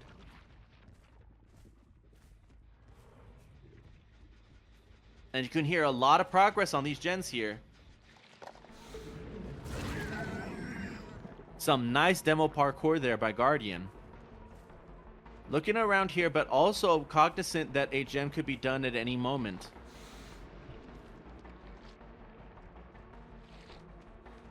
Guardian give him the nice old spin-a-rooney. Booker T would be proud. And still gets stunned by that. So now Ada's going to go over to the corner of the map here. And play this tile a bit. Actually, just play it a bit perfectly, if you ask me. Guardian getting him right there on the tailbone. Very well played. So it's looking a bit here like it could be a bit of a tougher match than we anticipated.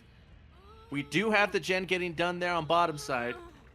Guardian looking around at his hooks and possibly a pain res.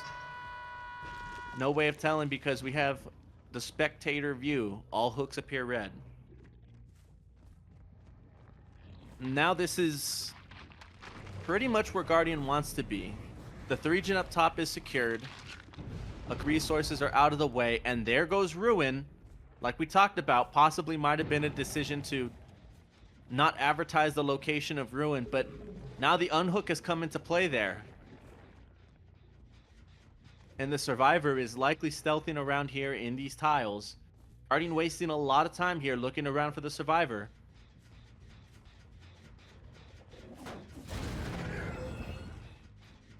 And I do wonder if maybe Pop could have been an alternative, but that's always asked between Ruin Noed or Ruin Pop. But Pop being so much weaker, it is a less than attractive pick for a lot of killer players. And very good stealthing happening here.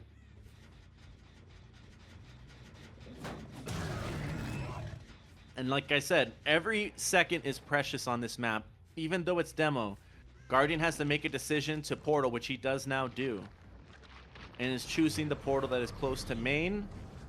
And to try to be a bit more aggressive. A lot of gen progress here. Guardian is really making sure that he can find a Survivor to get in a good position. But it also is part of the issue with ARP as well. There's so much clutter, the map is so huge. And all the Survivors will make sure that they put on their best camouflage outfits to make sure that they don't get caught out in the open with the bright red Michaela hair.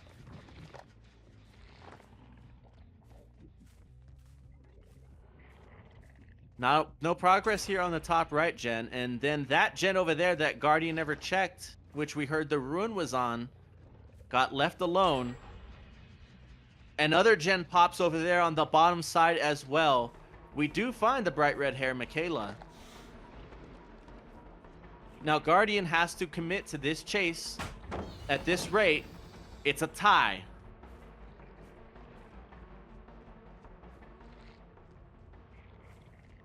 But Guardian's also looking at that gen and thinking maybe he ought to go and pressure that gen. But I think Elite Wolf is very much aware of this situation as well. You have a double L wall right here. Bamboozle, it's about to be used. And Guardian has to hit this shred. And feels a little bit uncomfortable trying to get that shred there, but does get the linger hit. So I think at this point, it's safe to say the last gen is going to get done shortly. And this will be a 2-1 for Vertigo.